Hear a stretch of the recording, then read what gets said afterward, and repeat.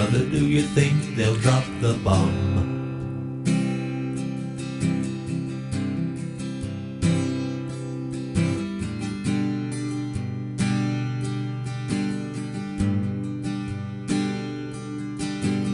Mother, do you think they'll like this song?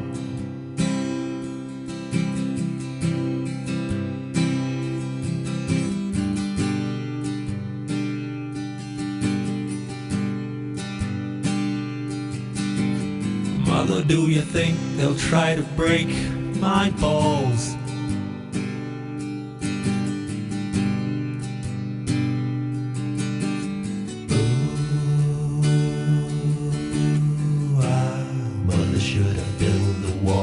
Oh, it's the question.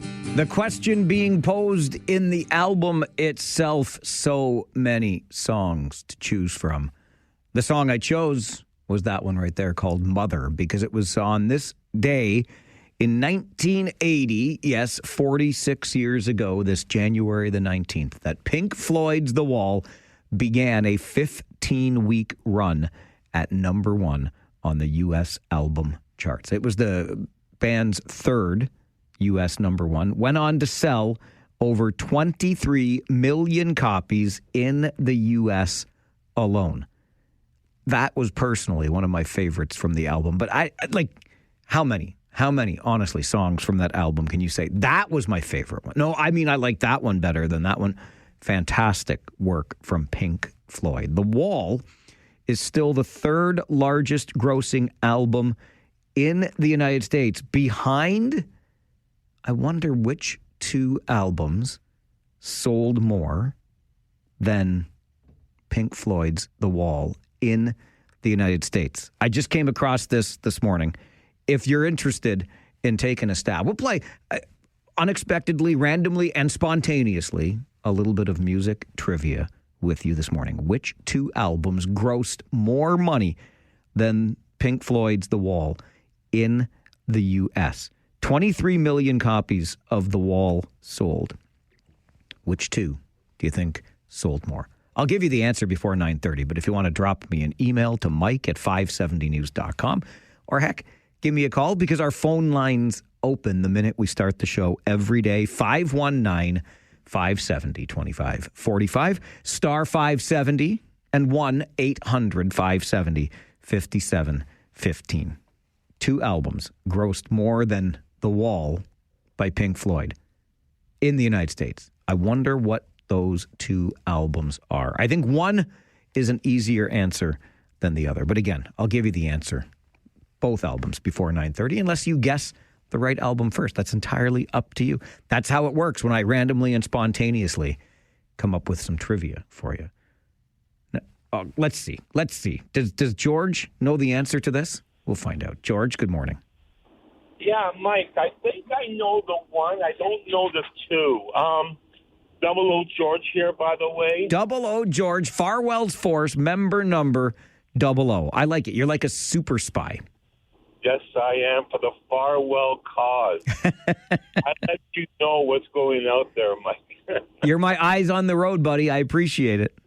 Okay, here's my one guess. I'm going to guess Hotel California. That's an excellent guess, George. It's not one of the two, though. That's interesting to me. It's awfully close, but it's not one of the two. Oh, and that's it. 00 George says, I'm out. M has called me back to MI6 headquarters in London, and I need to reload my, what does he use again? I should know all of this stuff. I'm just going James Bond here. The reason George, by the way, chose 00 as his Farwell's Force member number, well, when he asked for it, he said, do you remember the number that Clark Griswold had on the back of his Chicago Blackhawks jersey in Christmas Vacation? That's the number I want on Farwell's Force. By the way, a force for good, a force for change, a force to be reckoned with, a force that is now approaching 300 official members. You got to love it. Preston Paul, Farwell's Force member number 45, is with us. Morning, Paul. Morning, Mike. How you doing? You know what? It's Monday, and I'm actually doing good. I don't know why. It's Monday, but heck, I'm happy to be here. How are you doing? Well, not too bad for a Monday, I guess. Good man, good man. give a couple of guesses. I was thinking Dark Side of the Moon and Thriller by Michael Jackson. Nailed one of them, my friend. Michael Jackson's Thriller is indeed one of the two that surpassed Pink Floyd's The Wall. Okay. In album sales. Good job, buddy. All right. Thanks, Mike. All right. Great to hear from you this morning. So now we've got two of the three. The Wall, third largest grossing album in the U.S. behind Michael Jackson's Thriller and one more. I should also give Russell credit because he emailed me, Mike at 570news.com, and had Michael Jackson's Thriller in there as one of his guesses. Also correct. Russell also thought maybe Fleetwood Mac Rumors, which I think is a fantastic guess. I would have gone down that path. I love me some Fleetwood Mac. I'm not sure Fleetwood Mac has ever made a bad song, but not the other answer. We're still searching for one. Angelo, good morning to you. Hello, Angelo. There's nobody on the phone line named Angelo right now. That's too bad because it said Angelo was a first-time caller. I love my first-time callers on this show. Every time a first-time caller calls this show, we give them a little celebration like that. Came from a football game a long, long time ago. 6 minutes after 9 on this Monday morning, the 19th of January. Something occurred to me over the weekend as I was out shoveling the snow on Saturday morning, and then Saturday afternoon, and then Saturday evening. I know it wasn't a lot of snow, but it was one of those things that just kept coming and coming and coming. And I wanted to keep it nice and tidy because I had nothing but time on my hands Saturday. We played a couple of Kitchener Rangers games this weekend on Friday night and Sunday afternoon, both at home. So my Saturday, I was able to spend with the dog and the snow shovel. And so we took long walks and we shoveled the snow multiple times. It was really nice to see that sun, though, on Saturday afternoon. Here is what occurred to me, though. Well, two things. One is, if I'm not mistaken, and I know that I'm not, the first snowfall we received this year was in the month of November. The month of November. And I don't recall a time since then that we have had weather mild enough to melt the snow at any given time, which means the snow has been here for November, December, and now we're into January. How many seasons do we get in a year? 4. So how many months should each of those seasons last? 3, which means winter has got to be into its final month. Like if we have snow into February, that will be 4 months of snow. That's not what... Do you know there are places in this world where the weather doesn't treat you this way? I'm not a happy camper when it comes to all of this. And I know that you are not either. So I wanted to set the record straight on something this morning, okay? Because I think this is important.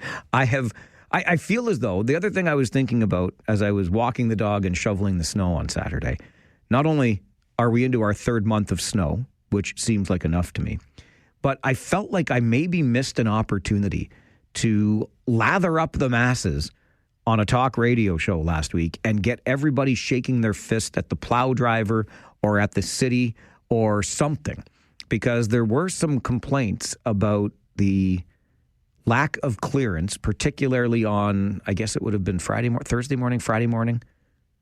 Gosh, Farwell. Anyway, late last week when we got the big overnight storm, right? And I was like, slow down. Like there's, 30 centimeters overnight, and it, what do you expect? How did your driveway look when you left for work? Why do you think the road should be perfectly clear, et cetera, et cetera? But so many of you were so upset. I thought, man, I should have just gone for the jugular on that one and got people all fired up and yelling and screaming on the radio. But I did take your concerns to heart, and I wanted to just check in for you on the narrative that seemed to be circulating out there. And the narrative sounded like this. The city of Kitchener has blown its snow clearing budget already, and that's why the snow clearance after that big storm last week was so poor. And also there's a salt shortage. That's why there was so much black ice and the roads were so ding-dang slippery. So listen, as I kicked myself in the behind for maybe missing an opportunity to get you all lathered up and complaining, because, that's what we do here, right? I checked into these things for you. And I can tell you unequivocally and with absolute certainty that no snow clearing budget has been blown already this year. The money is not all spent. And even if it were, because what the cities do is base their budgets on a quote unquote average winter, I would suggest to you that this is anything but. However, there is plenty of money in reserves. So the problem last week when the snow clearing was less than desirable for you was not because we're out of money on the snow clearing budget. It's because really, you'll remember that forecast, it kind of missed, right?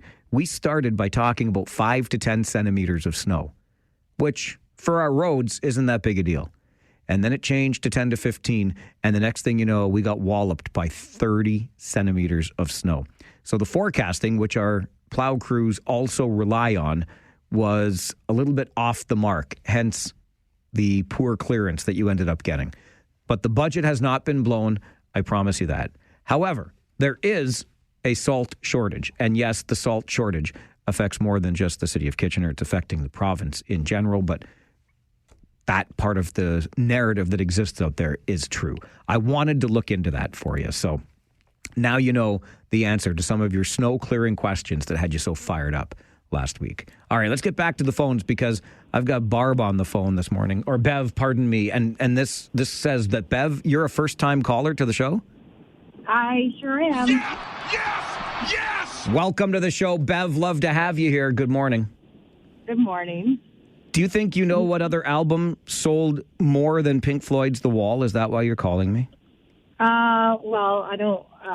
I'm taking a stab at it. Okay, you take your stab. That's what it's all about. Go for it.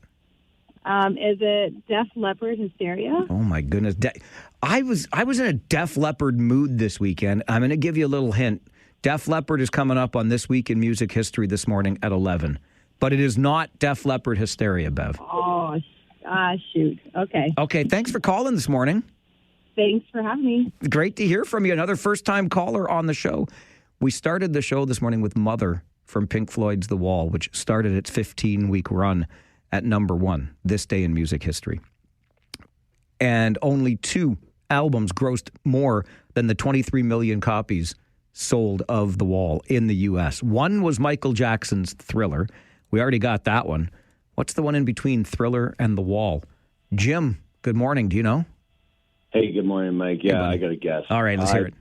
I believe it is the Eagles' greatest hits. Bingo, bango, bongo, my friend. You nailed it. That's been a big seller for a long time. I wish I had their catalog in my bank account. So. I'll take a fraction of it, Jim. A fraction of it. Give me one song. That's Give right. me one of those songs. Well done, sir. Thanks for calling in this morning. Cheers, Mike. Cheers. Good to hear from you. That deserves another enthusiastic. One of these days, we're going to graduate to the point that I can share with you. I can give you something other than my admiration for knowing the answer to this. But I love Jim coming through with the answer on that one. The Eagles' greatest hits. 00 George, when he called, said the Eagles' Hotel California, which is on the greatest hits album, of course. But it's Thriller from Michael Jackson. The greatest hits of your Eagles. And then Pink Floyd's The Wall. The 3 largest grossing albums based on U.S. sales in history.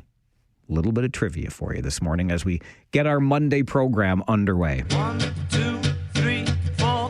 Can I have a little more? All right, let's get to your Farwell Show 5 for this Monday morning, the 19th of January. Number 1, how about this from U.S. President Donald Trump yesterday, asking that the following message be shared with Denmark, and I will quote directly from the U.S. President. Considering your country decided not to give me the Nobel Peace Prize for having stopped 8 wars plus, all caps, I no longer feel an obligation to think purely of peace, although it will always be predominant, but can now think about what is good and proper for the United States of America. Denmark cannot protect that land from Russia or China. I have done more for NATO than any other person since its founding, and now NATO should do something for the United States. The world is not secure unless we have complete and total control of Greenland. End quote. straight from U.S. President Donald Trump.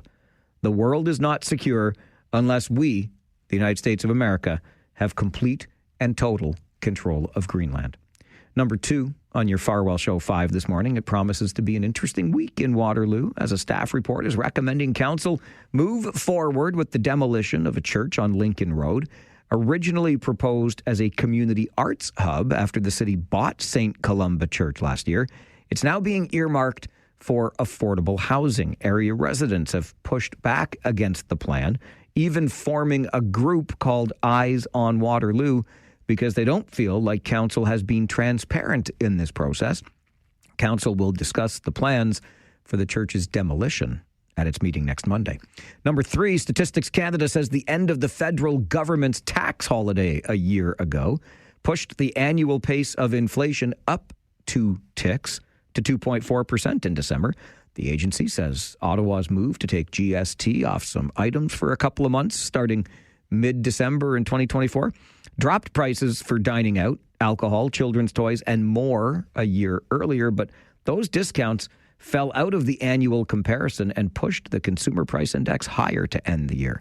A poll of economists heading into today's data release had expected the annual inflation rate would hold steady at 2.2%.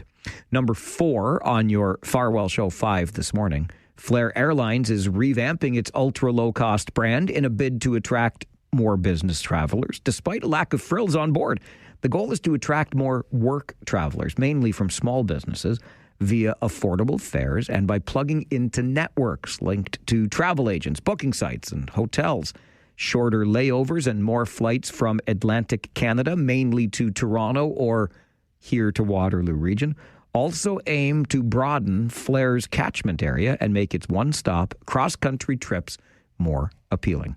And number 5 on your Farwell Show 5 this morning, you have probably heard that the third Monday of January, that would be today, is described as Blue Monday. That phrase was actually invented by a travel agency trying to encourage us to travel to beat the winter blues. But for some, they still consider today as really the, quote, most depressing day of the year. And just so you know, experts say the January blahs are a very real thing when it comes to your mental health. So just remember, on this Blue Monday, this third Monday of January, give yourself a little grace today.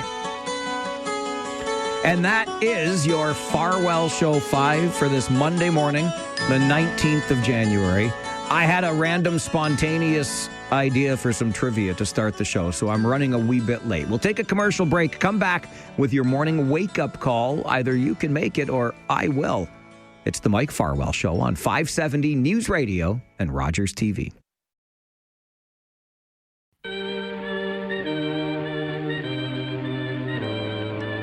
I got so caught up talking about the snow that just won't quit. The unacceptable to many of us snow clearing efforts on the part of city crews after the storm late last week, to which I will say again, look, I get the frustration, but did you check out your driveway before you left it late last week after we got 30 centimeters of snow overnight when, initially 5 to 10 centimeters was forecast? It's a lot of work to clear all of those roads when you leave for work only a few hours after, while the snow might, in some cases, still be coming down. So I know it was a rough go, but anyway, I got so caught up in all of that, I forgot one of the most important things as we start the show on this Monday morning. If you were listening to All News Mornings this morning with Mark Douglas and Josh Piercy, you heard them tell you that the Toronto Maple Leafs are playing the Minnesota Wild tonight, and that's a game you will hear on 570 News Radio starting at 7. But the Leafs also played on the weekend, and it just so happens that the Leafs were playing on the weekend in Winnipeg while my beloved was in Ottawa watching the team that she really likes, a team that I can't even bring myself to name on the radio. But she got to watch her team come from behind and win in overtime in Ottawa. And while she was doing that, I was doing the same thing with my Leafs in Winnipeg, trailing 3-1 going to the third period.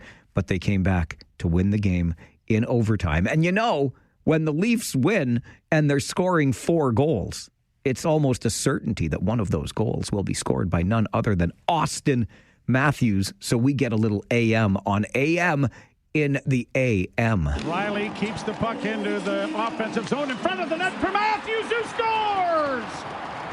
Domi sets up Austin Matthews, and seconds later, after the 2-0 goal, the Leafs are on the board, and it's 2-1. And the Leafs did come back and win that game over the Winnipeg Jets in overtime, 4-3. Don't look now, Leafs haters, but Toronto is knocking on the door of a playoff position, just 1 point behind Buffalo and 2 points behind Boston in the wild card race. The Leafs have points in 9 of their past 10 hockey games. Hold on to your hats. Things are certainly moving in the right direction for our Toronto Maple Leafs. Even if you don't think they're your Toronto Maple Leafs, you know deep down that they are your Toronto Maple Leafs, right? Even if you are a fan of that team that shall not be named. A ruling that came down from our federal court of appeal on Friday struck me, and I wanted to just touch on briefly this morning because, boy, oh boy, did we ever go through an awful lot several years ago during the pandemic, right? From the push to get vaccines to the vaccine passports that we carried, a whole host of other things. And then, of course, we had that Freedom Convoy that went to Ottawa and essentially took over the downtown area of our nation's capital for several days. During that time, the federal government of the day, under Prime Minister Trudeau, invoked the Emergencies Act, something that I thought was a bridge too far. And we've got the receipts to prove that here on the show. I wasn't a fan of the full-fledged takeover of the city by the folks expressing their frustration. I think there could have been a better way to do it, but I also didn't think it was necessary to invoke the Emergencies Act to deal with the problem that it became. We had laws on the books that could easily have taken care of that problem. And wouldn't you know, the Federal Court of Appeal agrees with that, saying it was not a justified use of the Emergencies Act. John Carpe with the Justice Center for Constitutional Freedoms stood up and used that center to provide some legal support to members of that convoy who found themselves charged. The Federal Court of Appeal has affirmed a powerful lower court ruling that denounces the federal government for freezing bank accounts and inflicting violence on peaceful protesters during Freedom Convoy 4 years ago. I'm sure you'll recall Freedom Convoy, large protest in Ottawa, January, February 2022. Unlike a lot of other protests, there was no violence, no property damages, no smashed windows, no arson, no killing, no uttering threats. And yet, Prime Minister Trudeau declared that a peaceful protest in one Canadian city, namely Ottawa, somehow constituted a national emergency. It was an interesting time, to say the very least. And maybe that's something we'll discuss a little bit more during Rant or Rave this afternoon from noon until 1. Right now, I've got to get you to the 570 News Center for an update. And then let's talk about that water capacity issue we are having here in the region. And in particular, the work that may need to be done to get us past this issue that we are currently experiencing.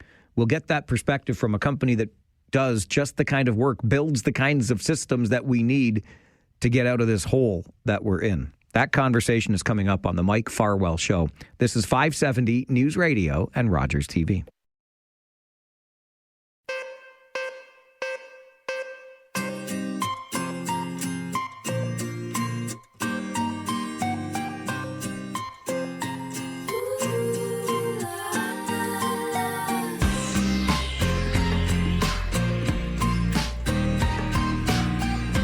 Our region's water woes have been well documented by this point, insofar as we know we have a water capacity issue. And development has been frozen, or at least the issuing of permits for development have been frozen, at least for the time being, as we try to figure out ways to get that water supply problem fixed. And have enough water, not just for today, but for the future? As it stands, enough for today, yes. Enough for the 1 million people we are expecting in the next, an additional 300,000 people to a full population of 1 million in the next 25 years or so. Not a chance as it stands today. So what might have brought us to this situation, and how do we move forward in a practical way to solve the problem? Patrick McManus is the Executive Director of the Ontario Sewer and Water Main Construction Association and joins us for a conversation. Patrick, good morning. Good morning, Mike. When you hear of a problem like this in a region where the reliance is upon mainly groundwater, what comes to your mind as what possibly could have caused this problem we're facing here in Waterloo Region? I mean, it is a problem or a signal that long-term infrastructure planning at the region and the population growth of the region have drifted completely out of alignment, because this water infrastructure is the foundation for everything that grows in a region. It's housing supply, even its economic development. The first thing is water. So when capacity runs out and when demand is outstripping supply, everything grinds to a halt. So this isn't a problem that happened overnight. This is a problem that has been building for years and years and years, and it screams of underinvestment for a very long time. Yeah, that's one of the things that has really come to the fore in all of this, that it is not something that happened overnight. We seem to have received the news from our local government rather suddenly, but it's not like on Thursday night we went to bed fine and on Friday morning we woke up in this situation. So what does adequate investment then in a system like this look like, Patrick?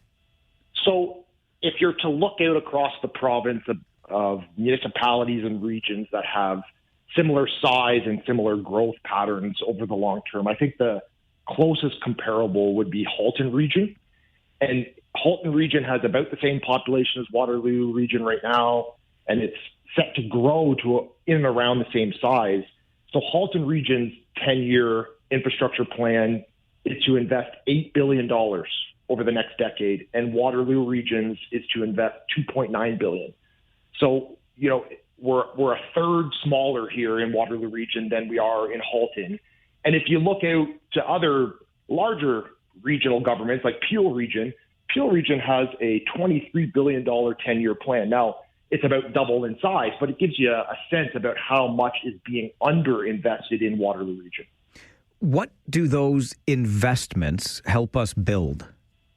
It helps you build the treatment plant capacity. It helps you not just expand your systems, but rehabilitate what you have to ensure that you're going to be able to grow at a sustainable pace and build according to what is in your infrastructure plans and your development plans, because no new investment, private investment, will come into the region. You'll see no new manufacturing plants, no new building, not just housing, but any type of employment building, if they can't have reasonable water capacity and the expectation that that capacity is going to be there over the long term.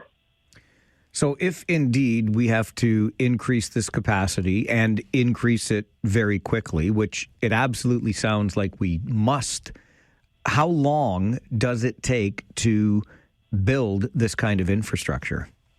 So that is the issue with this type of infrastructure. It is not built quickly. This is the type of infrastructure that needs sustained and predictable investment over a very long period of time. We can't just have a burst of one-time funding that's reacting to this emergency situation. It needs reliable investment and growth over time, because water systems take a lot of time to plan and permit and design and build.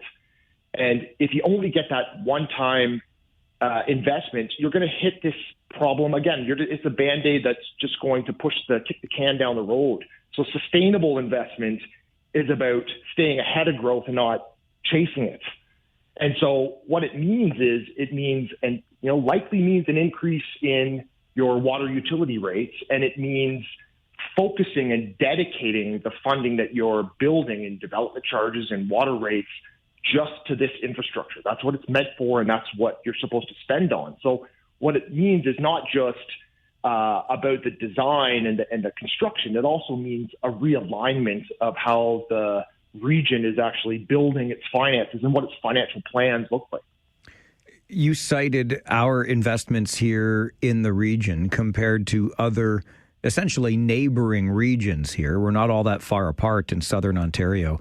Does the situation that Waterloo region finds itself in currently, Patrick, put our community behind the eight ball, so to speak, in terms of our ability to grow population-wise with our neighboring communities? Well, I think most certainly Waterloo region is a very desirable place for business investment.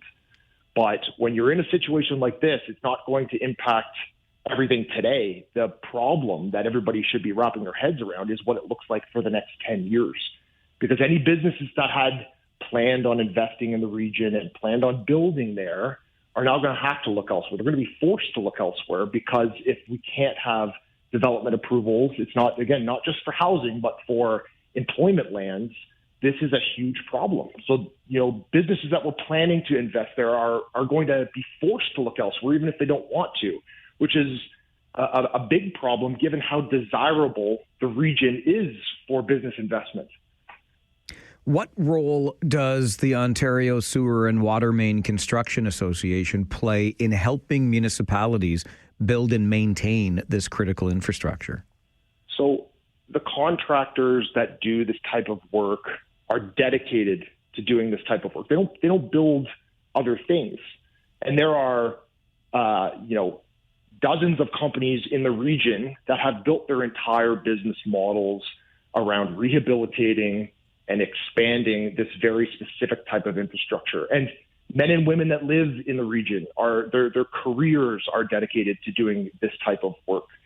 And so contractors are going to help resolve this problem by identifying faster building methods and opportunities to sequence work and ways to reduce risk and avoid delays in the construction process and talk about what can actually be delivered as opposed to what can just be planned for. The infrastructure and development construction, they support thousands of skilled trade, well-paid jobs in the region. And again, these are your neighbors. These are the people that live and work here and contractors that have headquarters here. And without sustainable funding, without the plan, without a plan in place of what to do next, that uncertainty makes it hard to retain the workers in the region and the companies in the region to build when the time comes that the region's going to need them to build. So the contractors are there to build and to help this, fix this problem. But what we need to do is meet this problem with the urgency that it demands, because this should be a very serious wake-up call and really needs to be tackled like it is a big emergency, because it is. One of the suggestions that's already been made is the creation of a task force that would bring together all manner of stakeholders to address this problem and to address it with urgency. And so I can't help but wonder, Patrick, if the Ontario Sewer and Water Main Construction Association has been offered a seat at that table or would provide some valuable input to a task force like that.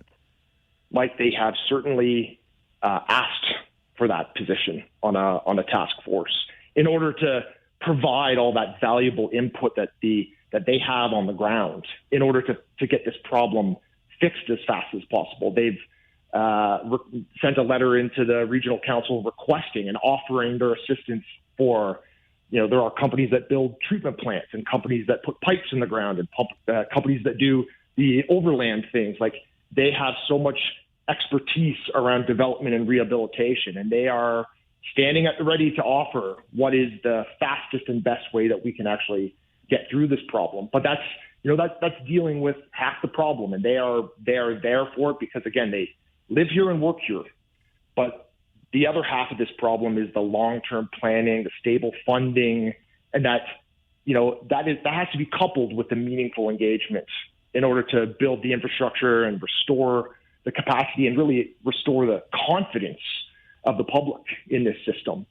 So it's not just the what contractors can offer isn't just about fixing the capacity problem in the pipes and the plants. It's about, they're there to protect the jobs, enable housing, securing the region's economic future. It has to be coupled with much better financial management and keeping that in line with development planning and rehabilitation. Patrick, I really appreciate the insight on the show this morning. Thank you very much for joining us. Thank you. Patrick McManus is the Executive Director of the Ontario Sewer and Water Main Construction Association, an association that has absolutely offered its services and expertise to our regional government as we move through what is a very serious problem. Just consider the comparisons that Patrick shared when it comes to what we as a region have been investing in our water systems, either building new or maintaining existing infrastructure, compared to a similar sized region like Halton. We're about 1/3 what Halton region has been spending. So I can only imagine, to be blunt and not to bum you out on a Monday morning here, but I can only imagine what would be asked of us financially through our property taxes to right this ship, so to speak. If we need to increase the amount we're spending threefold in the billions of dollars, that is obviously not an inexpensive pursuit. And this is even as we've been dealing with rather exorbitant, in my mind, tax increases at the regional level for these last many years. So we'll be asked to pay more, sure, but the real challenge for me is how quickly we can get these systems back online. We need to fix what the problem is today with the water shortage. And let me just reinforce that point. This is a water quantity issue, not a water quality issue. The water that we're getting, the water that we're using is just fine, but we do not have enough to support our rapidly increasing population. And I'm going back to a conversation we had last week with Waterloo MPP Catherine Fife, who said maybe it's time for the adults in the room to have a real conversation about whether or not we continue on that trajectory to 1 million people by 2051.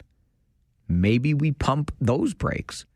Certainly in the short term, until we get this issue fixed and we adequately fund it in the years ahead.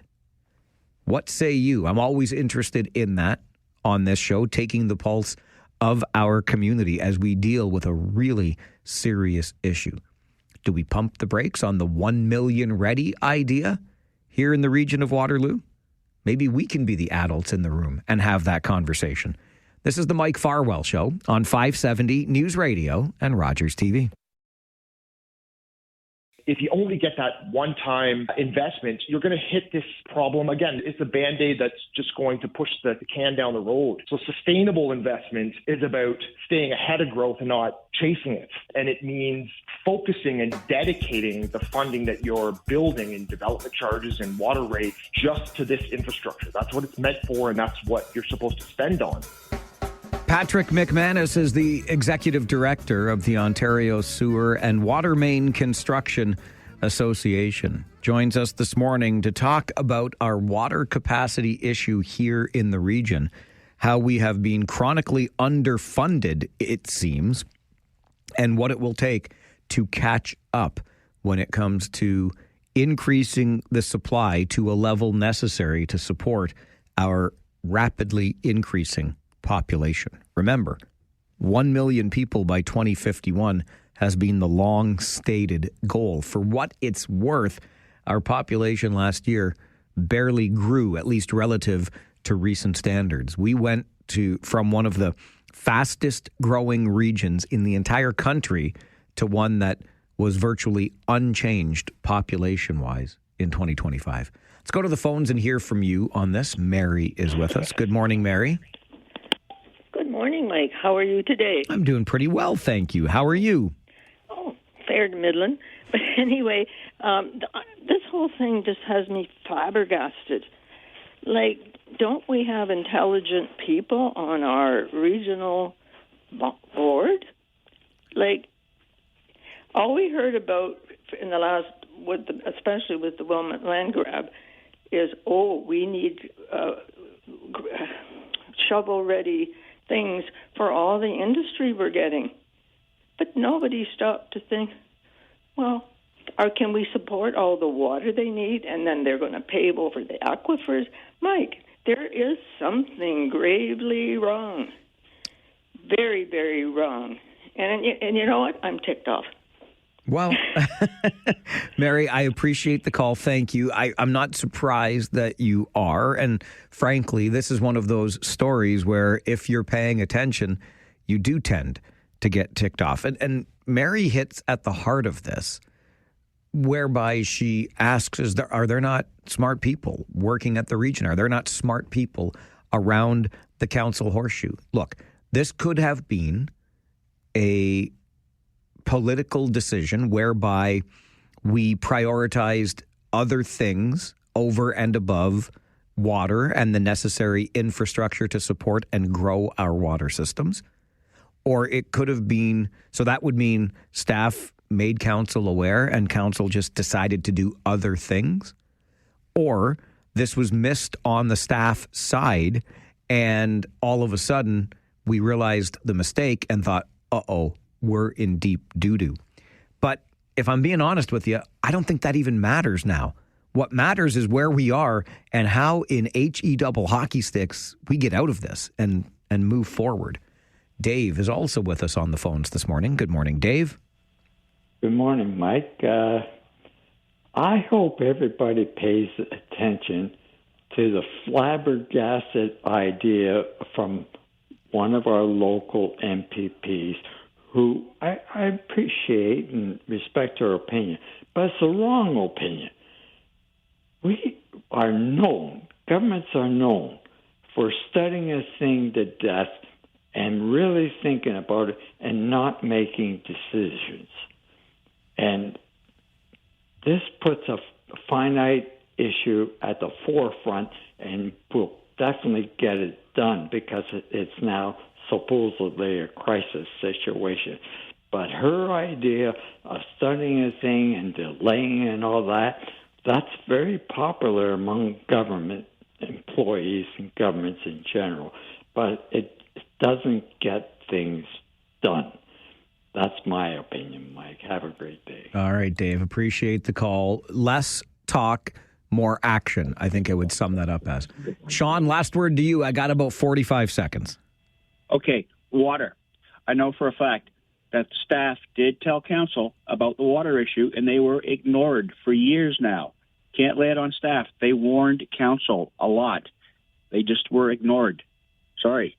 You say that with authority. You say you know for a fact. How do we know that you know that for a fact, Sean? I can't say. It's one of those things, right? If I told you, I'd have to kill you. Again, I don't think it matters. I understand it's kind of our instinct to want to find the source, assign the blame. We're in a pickle. It's as vinegary as a dill pickle as ever we've been in.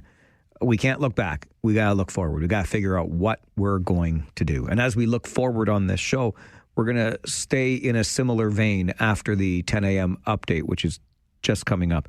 Our business and economic support team in Waterloo Region held a media conference late last week to update the scorecard on our Vision 1 million here in the region. How are we doing? We'll get that perspective next on the Mike Farwell Show, 570 News Radio and Rogers TV.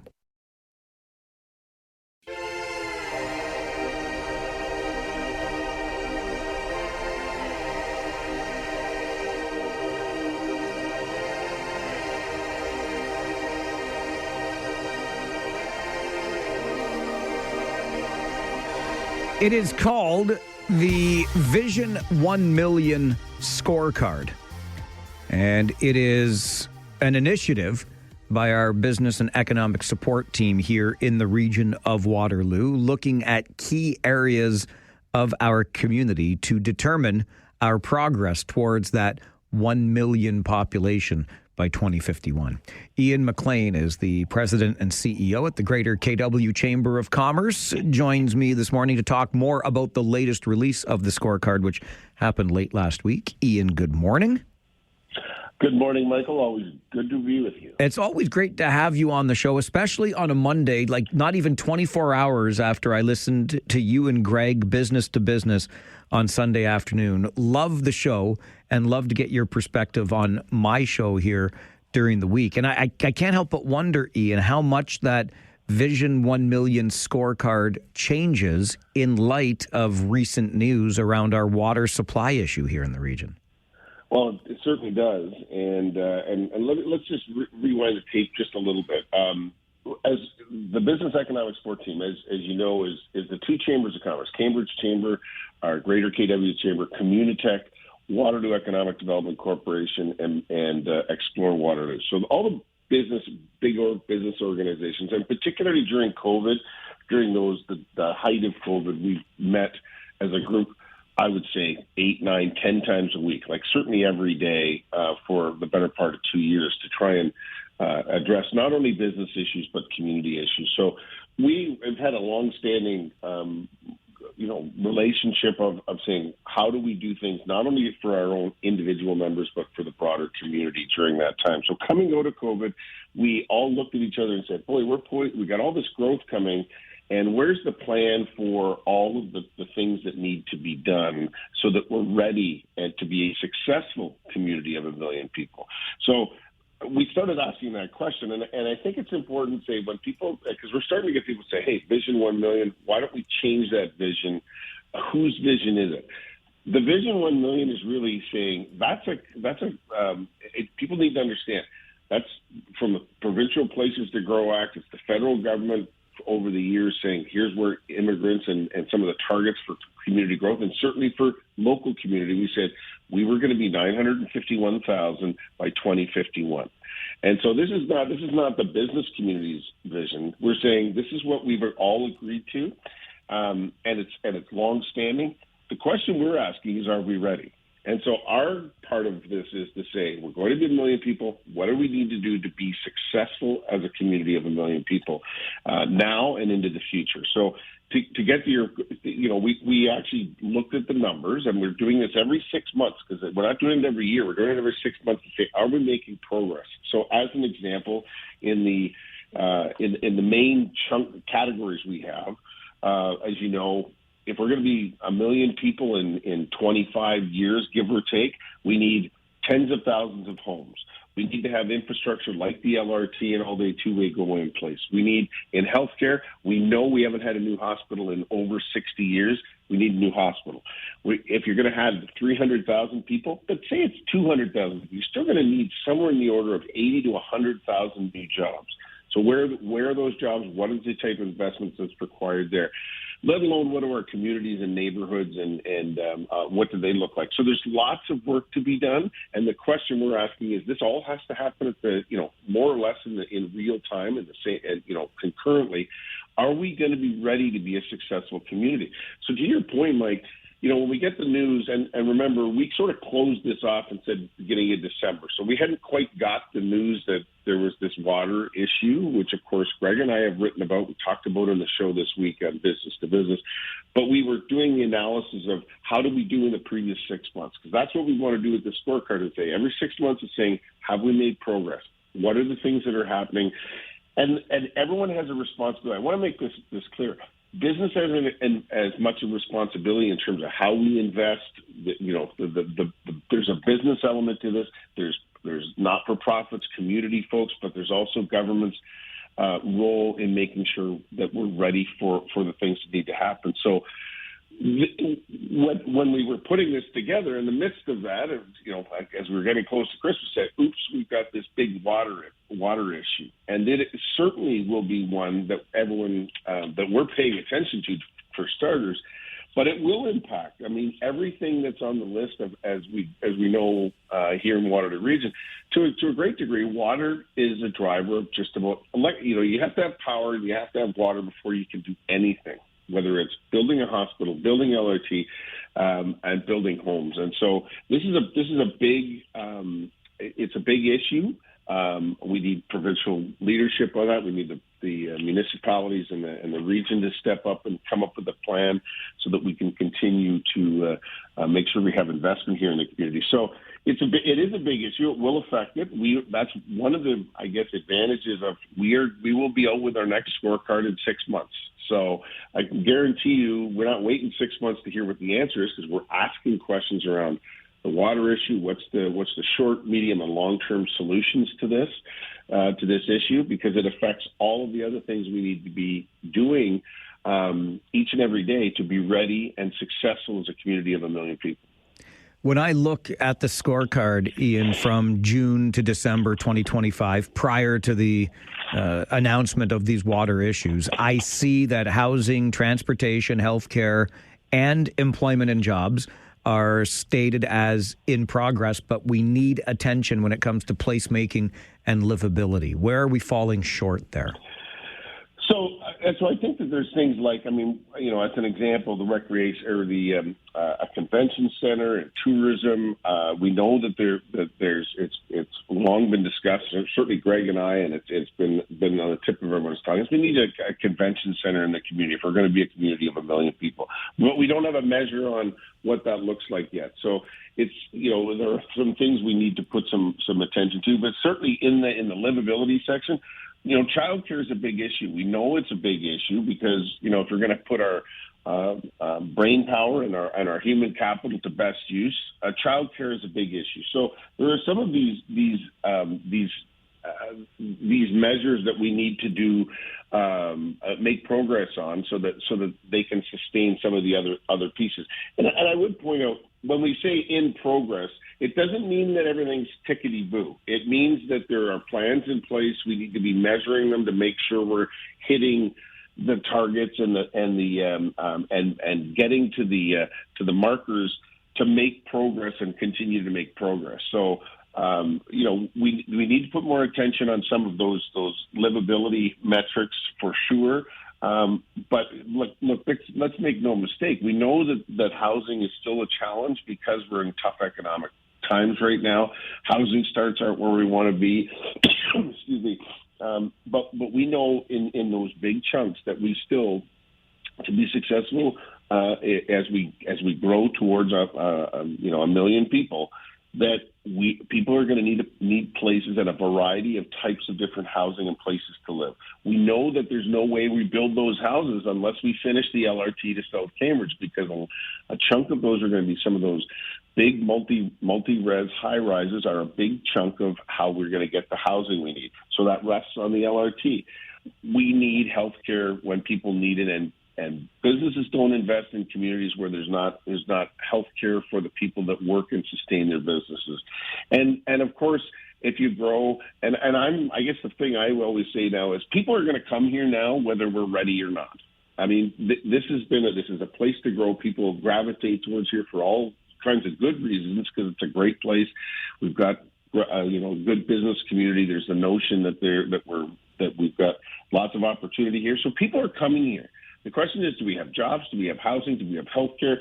Do we have the pieces in place to be a successful community of 1 million people? And our job is to shine a light on this, say, here's the role of the private sector, the business, but how do we make sure we're putting one foot in front of the other and making progress each and every day? Because as sure as morning follows night, there will be 1 million people here in 20 or 25 years, and the only question is, are we ready? You held an event late last week, Ian, to release this latest version of the scorecard. Who is involved in those events? What ears and eyes are we reaching here? Yeah, so I mean, to be fair, this is a series that it was a Greater KW Chamber event. I've run this series. I think this is the third year now. Actually, we're going to be doing something around these types of events, 3 or 4 events each year, to highlight, because they fit very closely with what our members are asking about, because they're asking about all these things, healthcare and transportation. We've been in the forefront of things like all-day two-way go for years, right? And so we want to make sure we're highlighting both the successes when we see them. We've been very big part of advocating for funding for the new hospital and getting the new Waterloo Region Health Network. So it was a chamber event. It is open to our members. We did live stream it, however, because there is a public component to this. We want everyone to be paying attention to it. And so we had a good, and that was a terrible morning. I don't know if you remember it, but we had 120 people show up in person, and we had over 100 people online. So there was real interest in the scorecard and what we were saying about it, and then how everybody can participate and be part of moving these important initiatives forward. Glad we can also bring this initiative and these updates to the show, because it's so important that we all have an understanding of where we're at and where we're headed. And the scorecard certainly keeps us on track that way. Yeah, I would say, Mike, just before we wrap up, for anyone that's interested, go to BEST.org, BestWR.org. The scorecard is there. It's available. This is not just a business thing. This is a community scorecard of sorts. Go to bestwr.org and you can read it for yourself. Really appreciate your time, as always, Ian, and the work you're doing on this. Thanks for being here. Thanks, Mike, and go Rangers. You got it, my friend. Good to see you. We'll talk soon. Bye-bye. Ian McLean is the president and CEO at the Greater KW Chamber of Commerce and a passionate Kitchener Rangers fan. Joining us to talk about that scorecard, which the latest data was compiled before we got to the news that was shared that this water problem is upon us. And you know that's going to affect every element of this scorecard. Housing. We've got a pause now on the issuing of permits for development. Transportation. Hello, Ion Light Rail. How are we going to do a mega infrastructure project like that without enough water? Healthcare. I'll say the same thing. How do we build a new hospital when development permits are currently on hold? How do we move forward with this and ensure that in 10 years, which I don't mean to be a negative Nelly here, but that's pretty optimistic to have the hospital, ground-broken hospital built in 10 years' time. But how much does the current water supply shortage impact our progress on getting that new hospital built in Waterloo? Employment and jobs. Anybody hear of that industrial mega site in Wilmot Township? How do we service a 770-acre site like that if we don't have enough water today? And then there's placemaking and livability, which is the one area of the scorecard, even prior to our water issue being unveiled, that is described as needing some attention. And you heard Ian refer to some of those nicer to haves, if you will, a convention center, a big public space like that, 1 million people, and all the things tourist related or tourism related that would end up here. You can check out the scorecard for yourself, bestwr.org. It's there for us to look at anytime we want to know how we are doing on our quest to be ready for 1 million people. It gets updated every 6 months, and you can check it out for yourself, bestwr.org. This is the Mike Farwell Show on 570 News Radio and Rogers TV. It is a big issue. That's one of the, advantages of we will be out with our next scorecard in 6 months. So I can guarantee you we're not waiting 6 months to hear what the answer is, because we're asking questions around what's the short, medium, and long-term solutions to this issue, because it affects all of the other things we need to be doing each and every day to be ready and successful as a community of 1 million people.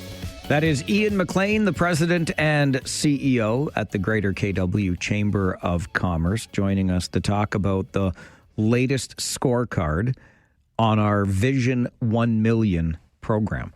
And something that Ian said that I just want to reinforce here again is that this is not the increase towards 1 million people in this region. This is not the region of Waterloo saying this is what we want and where we're headed. This is not the business community here in the region of Waterloo saying this is what we want and this is where we're headed. There are so many other stakeholders. I'm getting kind of tired of that word, but it's the best one I've got right now. But there are so many other organizations, governments, et cetera, at the table. For me, this all started back in 2005 provincially, when the then Liberal government in Ontario under Dalton McGuinty introduced the Places to Grow Act. So that's 20-year-old legislation. Obviously, it's been updated over time, but the idea behind the Places to Grow Act was exactly that. Where are the areas in this province, Ontario, that can handle more growth? Where do we want to direct people as they arrive? And Waterloo Region was identified then in that legislation more than 20 years ago now as a place to grow. And so here we are, up to more than 700,000 people by way of population today, with an eye on being 1 million by 2051. Clinton sends an email to Mike at 570news.com. What about investing in an advanced water treatment center and redirecting the water we currently discharge into the Grand River into man-made lakes or aquifers for reuse? Several advanced treatment facilities in British Columbia and Saskatchewan are already operating successfully and could serve as strong reference models. I hear you. And Clinton, if that's going on in provinces to our west and it's working well, I would be shocked if we are not considering.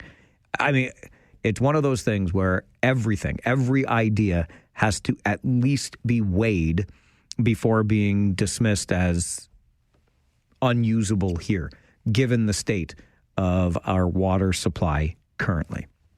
Just before we get you to the 570 News Center for your 10:30 update, something I like to do on the show every day, and I pledged to you that I would do every day in this year, is remind you that not everybody is a jackwagon. Sometimes we do a show like this, we talk about these problems, we must think that we are surrounded by jackwagonry, but that's not necessarily the case. And I don't know about you, but sometimes you hop in that cab or you take an Uber. I'm more of a cab guy. I've never personally taken an Uber in my life. I've gotten into Ubers that others have ordered, but anyway, you get in that vehicle, that ride share, and you think, you can't even have conversation. Maybe you don't want conversation. You don't know who this driver is. They don't know who you are.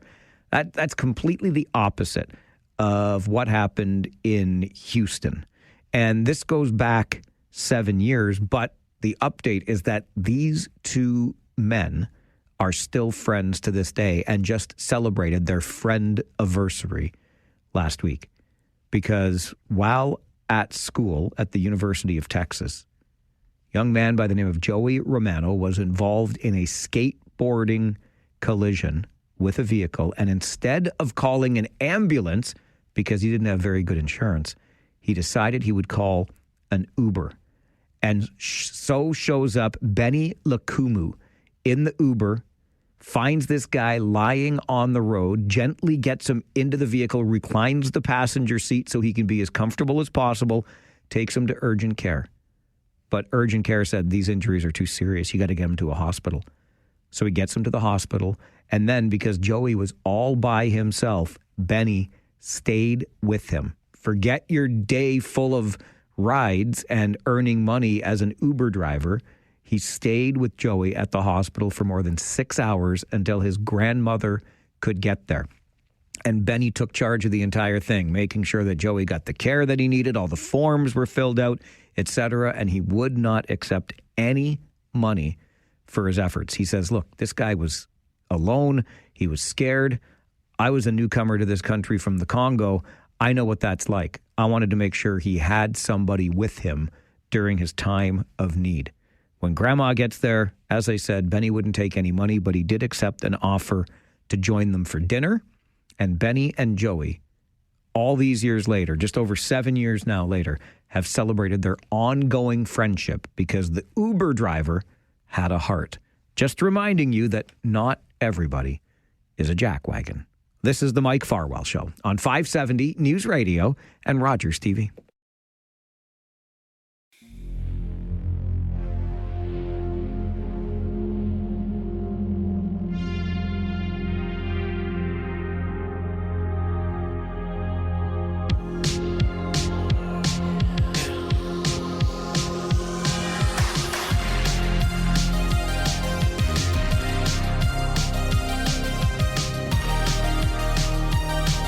Unless you have been living under a rock these last many months, surely you know about 6-7, right?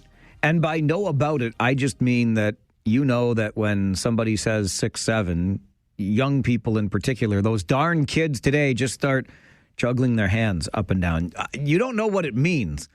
And perhaps, I don't know, perhaps that is the entire point of it. But let's see if we can figure out what 6-7 is all about. And to help us in that regard, we're joined by Nicole Rosen, who's a professor and Canada Research Chair in Language Interactions at the University of Manitoba. Nicole, good morning.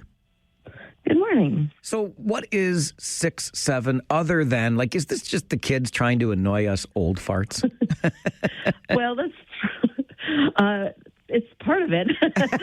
I knew it. It actually probably isn't. Honestly, kids, they care very little about what adults around them say, to be honest. So it's probably unlikely to have anything to do with us at all, and more to do with establishing themselves amongst their own social groups, really. So... yeah, I wouldn't take it personally, basically. Okay, I will endeavor not to. I really, what bothers me, like, I'm a puzzle solver, right? I like doing my crossword puzzles. I like putting together jigsaw puzzles. I like to figure things out. This one, I cannot. So help me, what does this mean to the young people that are using it? Yeah, so it's really just a way of establishing, solidarity and showing that they get the joke. Really, it's not really, it doesn't mean anything. So when we talk about meaning, usually as, grown-ups, so we talk about, the number 6 has a meaning. It's counting 6 things, or it's like supper time or whatever. It means something. But in this case, there isn't any actual meaning associated with it. It's what we call social meaning there's some kind of social importance attached to it. And it just means that you get what it is, and that's it. So there's a meaning, but it's not like a semantic traditional meaning of a word that we would normally associate with language. But there's lots of other important things that go on with language that aren't just about meaning. So, it kind of makes sense that it exists. What is social meaning? When you use that term, what are you talking about? Yeah, it means, so when we say words, some of them actually just mean actual things, right? Like I was saying, like 6 means the number 6, a car, you know what it looks like, that kind of thing. But social meaning is something that kind of tells us about who's talking.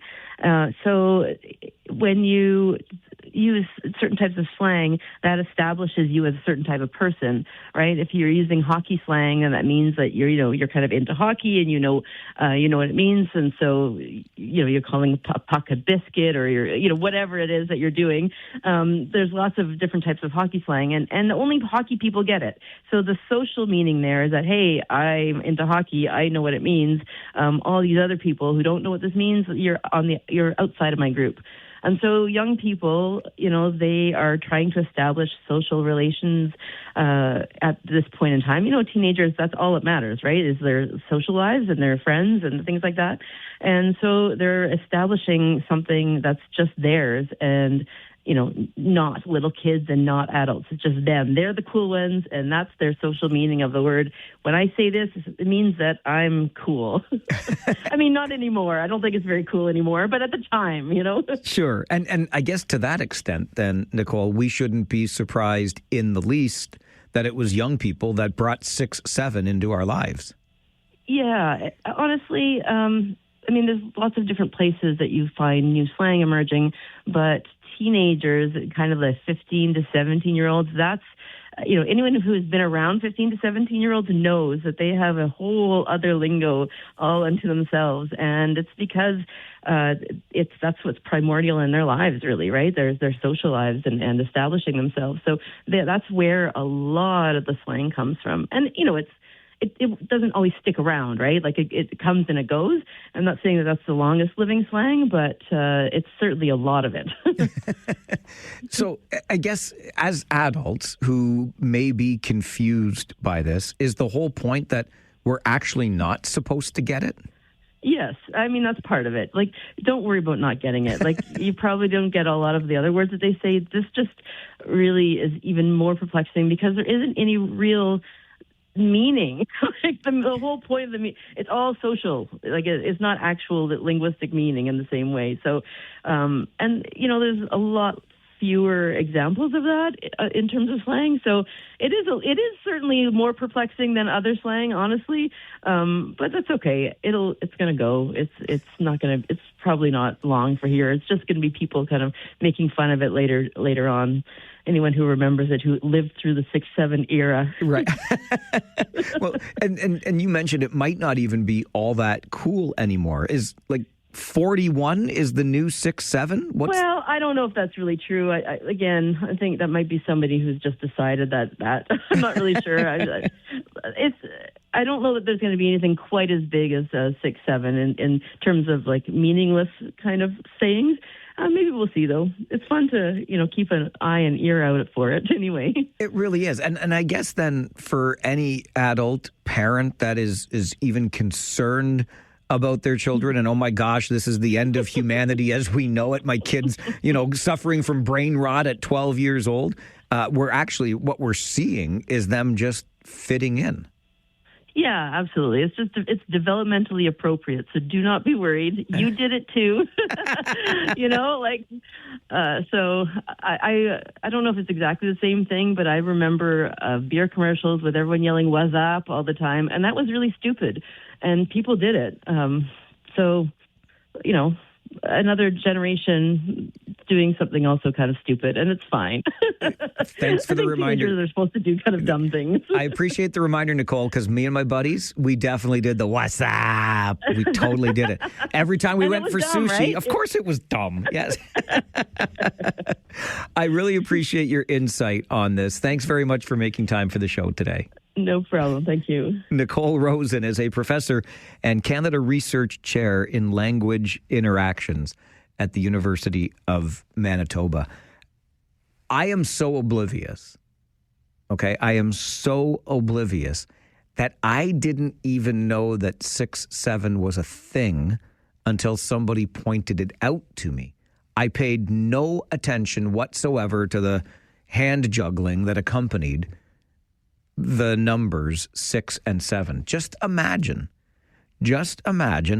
having a part-time side hustle gig in the Ontario Hockey League that has a team called the Ottawa 67s.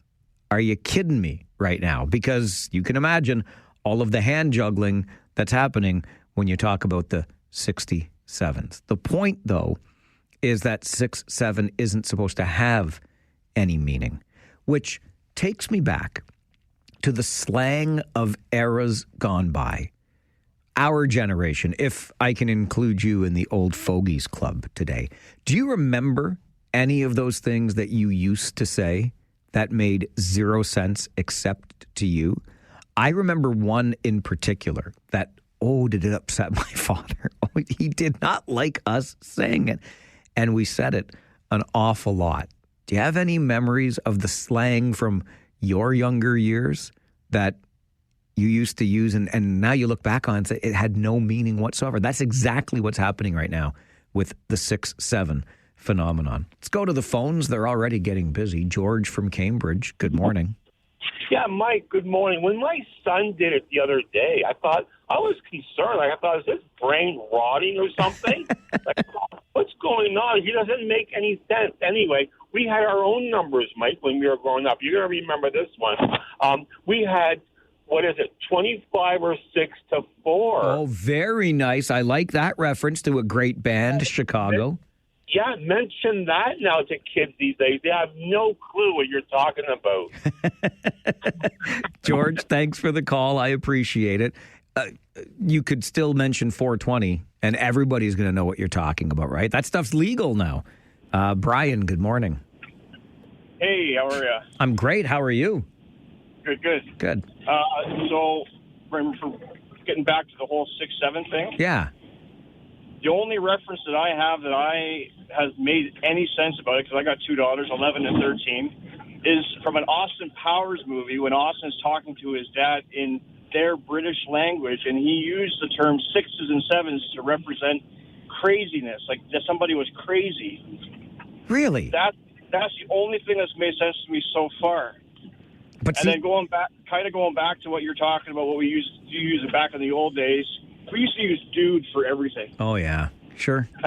But you know what's interesting, Brian? So you are sharing something that you've traced back to try to make sense of this, right? Oh, it came from Austin Powers, which is exactly what our guest just said is not like, as adults, that's what we want to do. As kids, they don't give a tinker's darn. It just means something to them. Oh, yeah, they laugh. But just like this whole slang with this Riz and all that stuff, like, it makes no sense. Oh, whatever. You know what? I heard that one from our teenager, too, Riz. I'm like, what is this Riz? Oh, it's charisma. We were too lazy to say charisma now? Is that it? But I'm with you on trying to decipher these things. It's almost like a puzzle. And it's just, I guess it happens when you get older. You just fall out of the loop. Absolutely. We want answers to things. We're not just going to go with, like, nonsense, right? Oh, no, we're logical people. Exactly. And we know it. Thanks for the call, Brian. Cheers. Good to hear from you today. You see, as adults, we want things to fall into place. We want them to make sense. What is happening to our children with this 6-7 nonsense? But let's think back. Riz is a great one that the kids have used today. I actually have some young people saying, actually, and even some older folks that have kind of adopted it, they will say in the course of conversation, IDK, I don't know, like texting shorthand, if you will. And I don't understand why we incorporate that when we are actually speaking the words. I'm not a texting shorthand guy anyway. I'll text you all the words all the time because I like the words. But this all did make me think back on, and I'll share with you the one that really, really annoyed my father. And I will admit at this age and stage of life that the fact that it annoyed my father so much made it that much more popular for me to use. Like, I was more motivated to use it after I learned how much it upset my father, just like the kids today. I'll bet you, if we just kind of ignored it, or as I saw one teacher say in a news story not too long ago, she couldn't figure out what was going on in her classroom with all this 6-7 stuff and trying to get an explanation for it. So she just started doing 6-7 herself to take away the cool factor from the kids. And she thought that would bring a quick end to it. The bottom line is it's not supposed to mean anything. It's really just about the social meaning. The kids get it. It's just nonsense. Let the kids be the kids. This is part of their development. So getting back, there are two words that I remember using all the time. And maybe this was just our friend circle. So I wonder how much further it extended. One was, and I think back on this, and how ridiculous is it? But we would say, the door. As in, are you kidding me? Or not shut the front. No, it is the door. So somebody says something to you, the Leafs are going to win the Stanley Cup this year. The door, as if. That's what we used. I have no idea where it came from. I don't know if you ever heard that one before this very moment, but the door was our slang for I don't believe you, that's nonsense, as if in today's lingo, we used the door. And the one that drove my father bananas was no guff, which I can understand looking back why it drove him bananas, because that's basically just replacing the curse word with guff, another 4-letter word. And I know guff we can actually use in a sentence. I'm not taking any guff from you, but for us, if we were rather incredulous about something, Yeah, no guff, as in no, you know what I'm talking about, right? No, insert the S word here. Drove my father nuts. So we had the door and no guff as slang, at least in my social circles as a kid. Do either of those resonate with you? Did you use them too? Or do you remember some different slang that only meant something to the social circles that you walked in? 6-7 is what the kids have got today. We had the door and no guff. What did you have? This is the Mike Farwell Show on 570 News Radio and Rogers TV. You probably don't get a lot of the other words that they say. This just really is even more perplexing because there isn't any real meaning. It's all social. It's not actual linguistic meaning in the same way. There's a lot fewer examples of that in terms of slang. So it is certainly more perplexing than other slang, honestly, but that's okay. It's going to go. Nicole Rosen is a professor and Canada Research Chair in Language Interactions at the University of Manitoba. She says this is all about social meaning. It's not about the actual meaning, which as adults, I think we are constantly looking for. And she shares the example like somebody who knows hockey really well might use. Fire that biscuit top shelf. Even today, we might say top cheddar, right?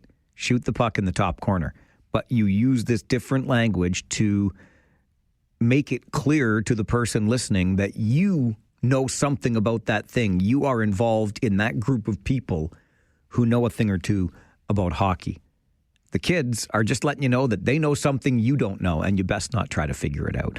But it made me think back on the slang of days gone by. When I was a kid, it was the door for as if, or no guff, as in no you know what. Those were two things that our friend circles used all the time. My dad did not like the no guff at all.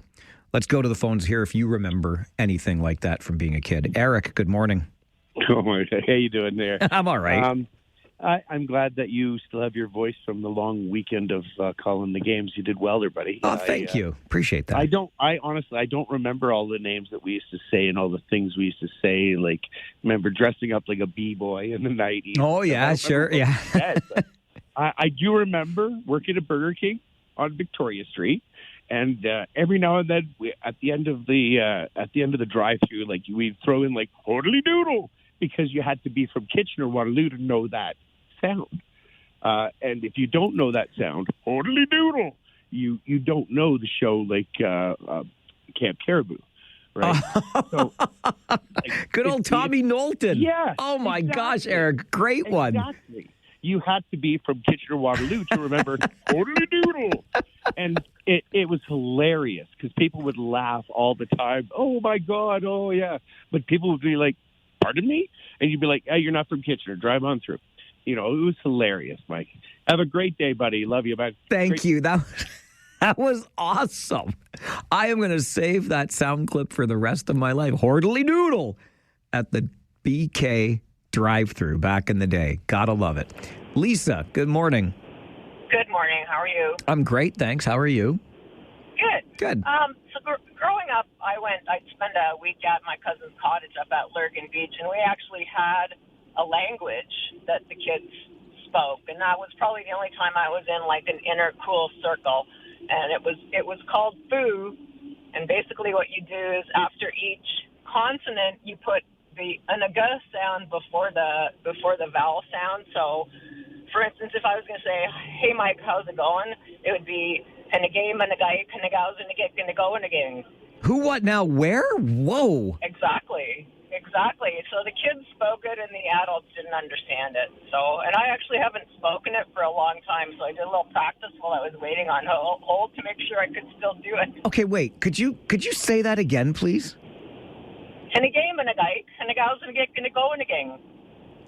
Unbelievable. I can't even. Like, I don't know what you just said, nor do I understand how you can. I said, "Hey, Mike, how's it going?" Yeah, I know you told me that's what you were saying, but then you said a bunch of stuff that makes precisely zero sense. I don't know how you learned that, Lisa. Incredible. Well, kids, and they have way too much time on their hands. It was either that or do something that we weren't supposed to do. So that's what we did. So good. So good. Thanks for the call this morning. Okay. Okay, take care. You too. Bye. I still don't know what Lisa said, other than, hey, Mike, how's it going? Because she told me that's what she was going to say. I'm also the guy that could never even put Pig Latin together. I really, ixnay on the, I don't, what?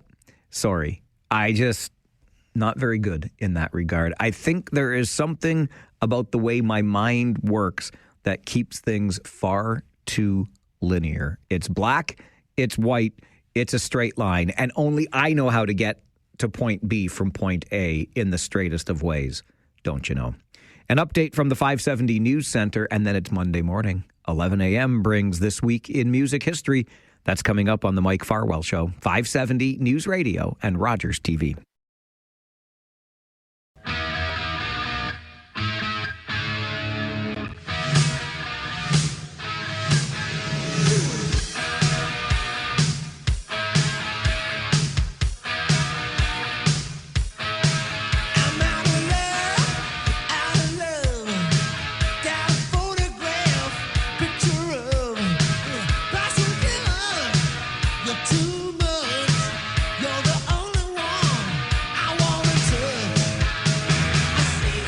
We started our show this morning with Pink Floyd, the single Mother from the album The Wall, because it was on this day in music history that The Wall began a 15-week run at number one on the U.S. albums charts, would go on to sell 23 million copies, third highest sales of any album in the U.S. in history. And so we thought, well, if The Wall was number three, what were the other two? Michael Jackson's Thriller and the Eagles' Greatest Hits. But Bev, who was a first-time caller to our show, guessed Def Leppard and Hysteria.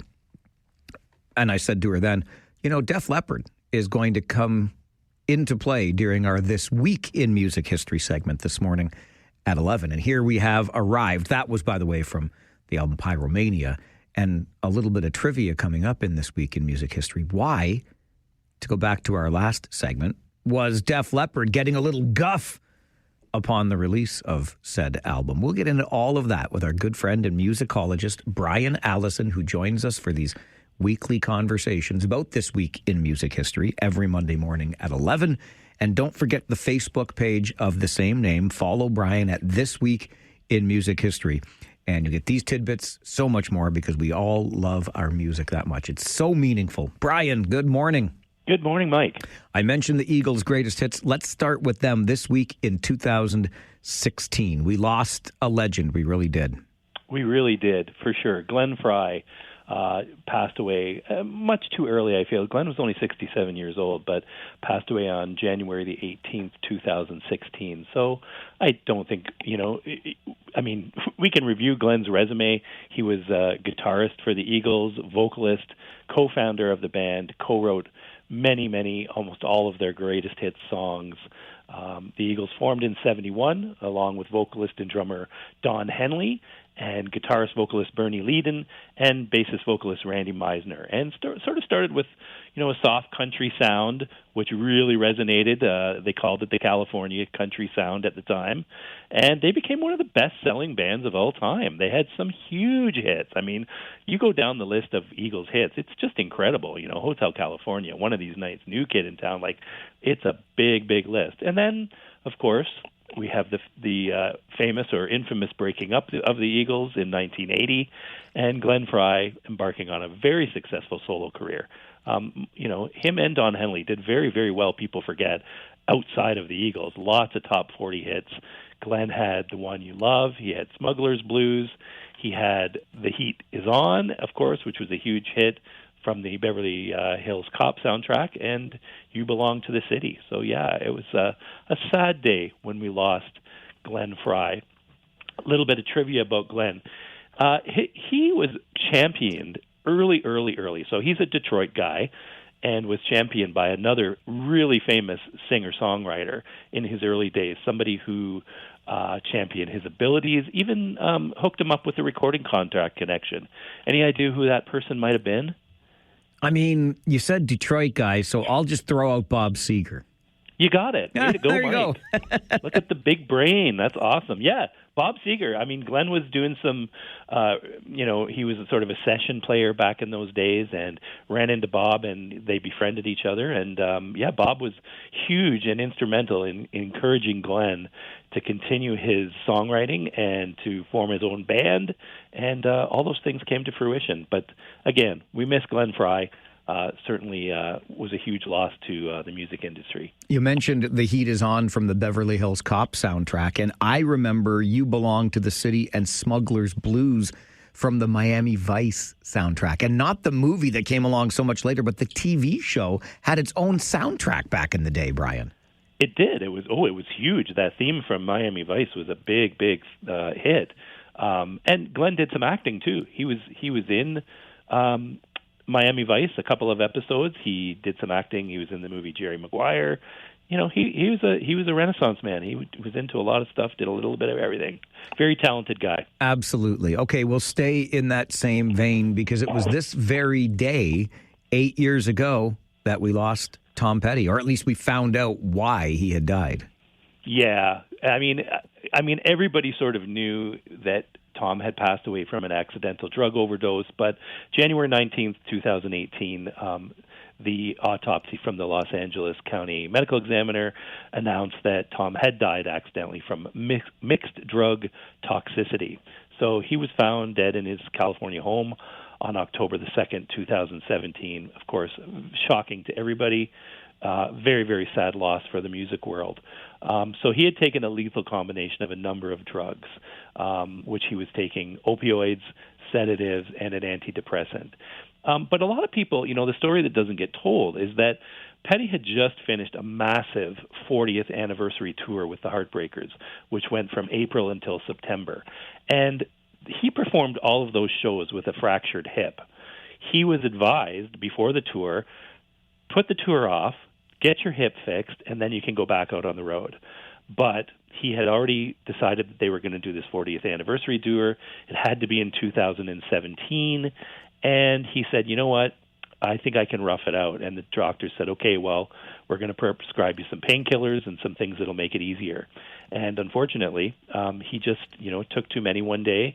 He also had some other medical problems, including emphysema, which may have contributed. And sadly, accidental drug overdose, and we lost Tom Petty. And, I'm really still mourning that death. He was a huge influence and one of my favorite artists for sure. Mine as well. I'm right there with you. I've always had this, I've started the conversation. Full Moon Fever or Into the Great Wide Open. Can you honestly choose between the two? No, I feel like they're one and the same record, really. I would play them back to back. They're both fantastic records. Couldn't agree more. Okay, let's go a little further back this week in music history to 1972 when David Bowie kind of shocked us all, didn't he? Well, he did. Yeah, this was really, really big news. January 22nd, 72, David Bowie came out. Well, sort of. So he was doing an interview with British magazine Melody Maker, and he proclaimed, "I'm gay, and I always have been." At this time, this was shocking and unprecedented for a major rock star to come out of the closet. 1972, that just wasn't happening. But the statement became a key part of Bowie's Ziggy Stardust persona and helped cement his image as a gender-bending, boundary-pushing artist. But was it really true? Was he in fact gay? Arguable. In later years, he would Bowie would state, the biggest mistake I ever made was saying that I was gay. I was too young. I was experimenting back then. Those close to Bowie said he often used sexuality as part of his artistic provocation and myth-making. So, it may not have been a factual statement, but he said it, and it was in the press, and it followed him for most of his career. And, good or bad, it definitely put him on the map. All right, let's go even a little further back before we take a commercial break, and that is to a song that I will always remember from my childhood because my mom loved this song. It was played on the console stereo in the living room on vinyl over and over and over again. This week in 1965, thank you, Downtown by Petula Clark. Yeah, and now when I hear Petula Clark's Downtown on the radio, I automatically go to the Seinfeld episode because him and Jerry and George were reciting the lyrics and trying to figure out. Yeah, I always think of that for some reason. But yeah, January 23rd, 1965, Downtown by Petula Clark, the first British female singer to score a U.S. #1 hit since Vera Lynn did it in 1952. So there's quite a gap there between females hitting the top of the charts in the U.S., and Petula Clark did that. It peaked at #2 in the U.K. Initially, Petula Clark didn't like the song. When it was played back to her initially when they were going to record it, she was like, yeah, I don't really like it. I don't think it's very good. But her songwriting partner, a guy named Tony Hatch, said, let's give it a try. Let's record it. We'll see how it turns out. And it would go on to be this huge hit for her. It would win the Grammy Award for Best Rock and Roll Recording in 1965. Really kind of the signature Petula Clark song as far as I'm concerned. Absolutely. Many, many years, there was a very famous rock and roll guitarist who was falsely credited with playing as a studio musician on the recording of Downtown. Think you might know who that one is? Let's see if you can go 2 for 2 today, Mike. I mean, I'm just going to go on a wild stab. Detroit gave me Bob Seger. If it's a famous guitarist and that's roughly the era, I'll throw Clapton's name out there. Oh, so close. It was Jimmy Page. Okay, yeah. It wasn't Jimmy Page. he didn't actually play on the song, but for years, people had credited him and said that he had played on Downtown, and he spent many interviews saying, no, I was not on that recording. I was a studio musician. I did play on a lot of hit songs, but I was not on Petula Clark's Downtown. There you go. Now the case is closed. There you go. It's done. We don't have to talk about it again. Brian Allison joins us every Monday morning at this time with a little look back at this week in music history. Why did we play Def Leppard to start the segment today? And why were record dealers warned that they would be charged with distributing pornography if they were caught selling this particular album? You'll find out as we continue this week in music history with Brian Allison, our musicologist on the Mike Farwell Show, 570 News Radio and Rogers TV.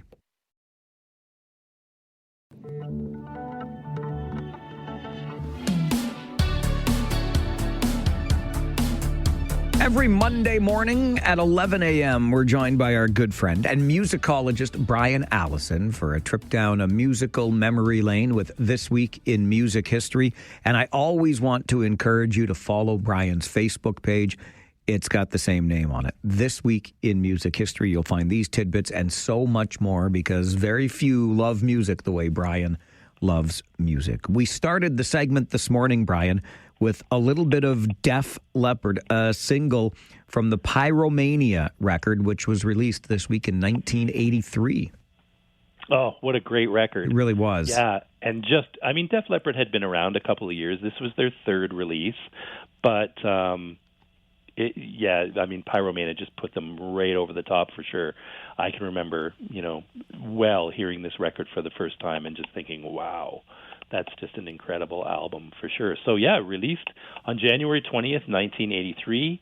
The record was the first to feature their new guitarist, Phil Collen, and was produced, of course, as many people know, by Mutt Lange, famous producer who's gone on to do lots of different albums that were big sellers. He had already done AC/DC's Back in Black by that point, which had put him on the map for sure. And it was really found Def Leppard moving away from their heavy metal roots. I know people still consider Pyromania a quote-unquote heavy metal record, especially back in the day.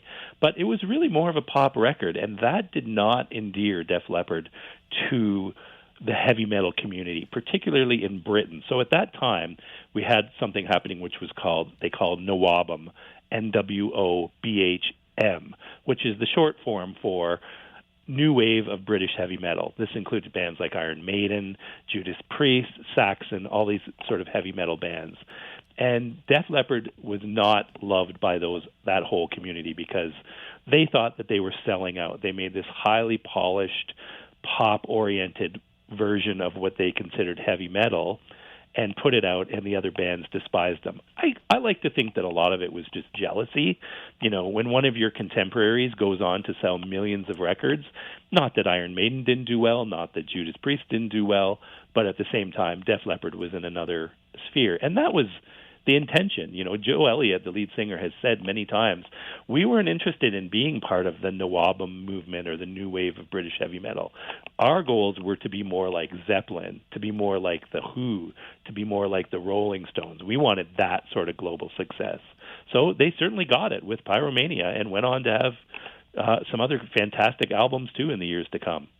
I always felt similarly about Bon Jovi, if I'm honest. Not that they were ever really considered heavy metal, but certainly rock and roll. And I thought they softened over time. And then John Bon Jovi and his bright white teeth and his movie roles and whatnot, it just got softer, poppier. And I'm like, you're chasing a different crowd to keep making money. And I mean, in hindsight, good for you. But I wasn't happy with Bon Jovi at the time, to be honest.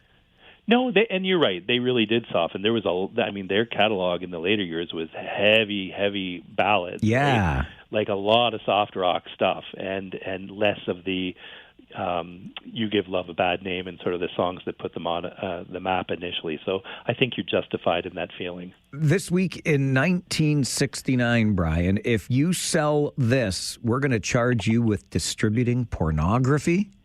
Well, maybe rightfully so, too. So January 24th, 1969, New Jersey state prosecutors issued a warning to U.S. record dealers that, yes, they would be charged with distributing pornography if they were caught selling the new John Lennon Yoko Ono LP. The LP was titled Two Virgins, was released on November 29th, 1968, officially titled Unfinished Music No. 1, Two Virgins, but everybody just refers to it as the Two Virgins LP. And the front of the cover showed John and Yoko completely naked from top to bottom. Full frontal nudity, and when you flip to the back cover, it was them turned backwards, full back nudity. So retailers at the time and law enforcement were not happy about this. They were like, you cannot sell an album in a record store that has somebody in full frontal nudity on the front. Whether or not it was an album of music, people still debate. It was just really a lot of experimental music and studio sounds and Yoko Ono in her classic sort of squealing vocals. Strangely, the album still managed to reach number 124 in the U.S., but it was sold with a paper bag sleeve to conceal the cover. It did not chart in the U.K., where only 5,000 copies were ever pressed, and the press and the public hated it, so it never did very well. However, today, if you can find a copy of one of those original 5,000 UK pressings of Two Virgins, they can fetch a lot of money. Sometimes, if they're in mint shape, up to $5,000. So a good find. If you're ever out there record shopping and you find one in a used bin, maybe tuck that away. Tuck it away. And keep it tucked away. You don't want the kids seeing stuff like that. Well, right. I don't know if it still comes with the paper bag, but maybe you could make one of your own. Exactly. Okay, before I let you go, this week in 1966, Beatle George Harrison got married. He sure did, yeah. So George married actress Pattie Boyd in England. Paul McCartney was his best man. And George had met Pattie on the set of the Beatles movie A Hard Day's Night. If you watch Hard Day's Night, you can see Pattie Boyd. She plays one of the swooning schoolgirls that are following the Beatles on the train. George would eventually write the ballad Something, which probably one of the best-known love ballads ever. That was written for Pattie. The marriage didn't end well. It ended in rather strange circumstances. Pattie left George in the mid-'70s after she had started an affair with George's best friend, the aforementioned Eric Clapton. So Pattie and Eric fell in love. Pattie left George, married Eric. Eric wrote Layla about Pattie. So this is a person who has two very significant songs written about her, Something and Layla. Layla was written for Pattie. But then again, Clapton and Pattie's marriage did not last, and by 1988, they had split up as well. However, the friendship remained intact, which is inspiring to me. In later years, George Harrison was fond of calling Eric Clapton his husband-in-law, which I always thought was kind of sweet. So they still got along. They realized, you know what, we both fell in love with the same woman, but we worked it out as friends. I love it. Husband-in-law. That we should all take a lesson from that. George and Eric got along. I think George himself was a very spiritual guy, and he never wanted there to be sort of bad karma. And, I'm sure there were some bad moments between he and Eric, but they patched it up. They remained friends, and later they could sort of laugh it off and say, husband-in-law, we're still connected. Very cool. I love this every week, Brian, and I'm already looking forward to next Monday. Thanks for being here again today. Me too. Thanks, Mike. Have a great day. You too. Bye-bye. Okay, bye. Brian Allison is a musicologist who joins us every Monday morning, 11 a.m.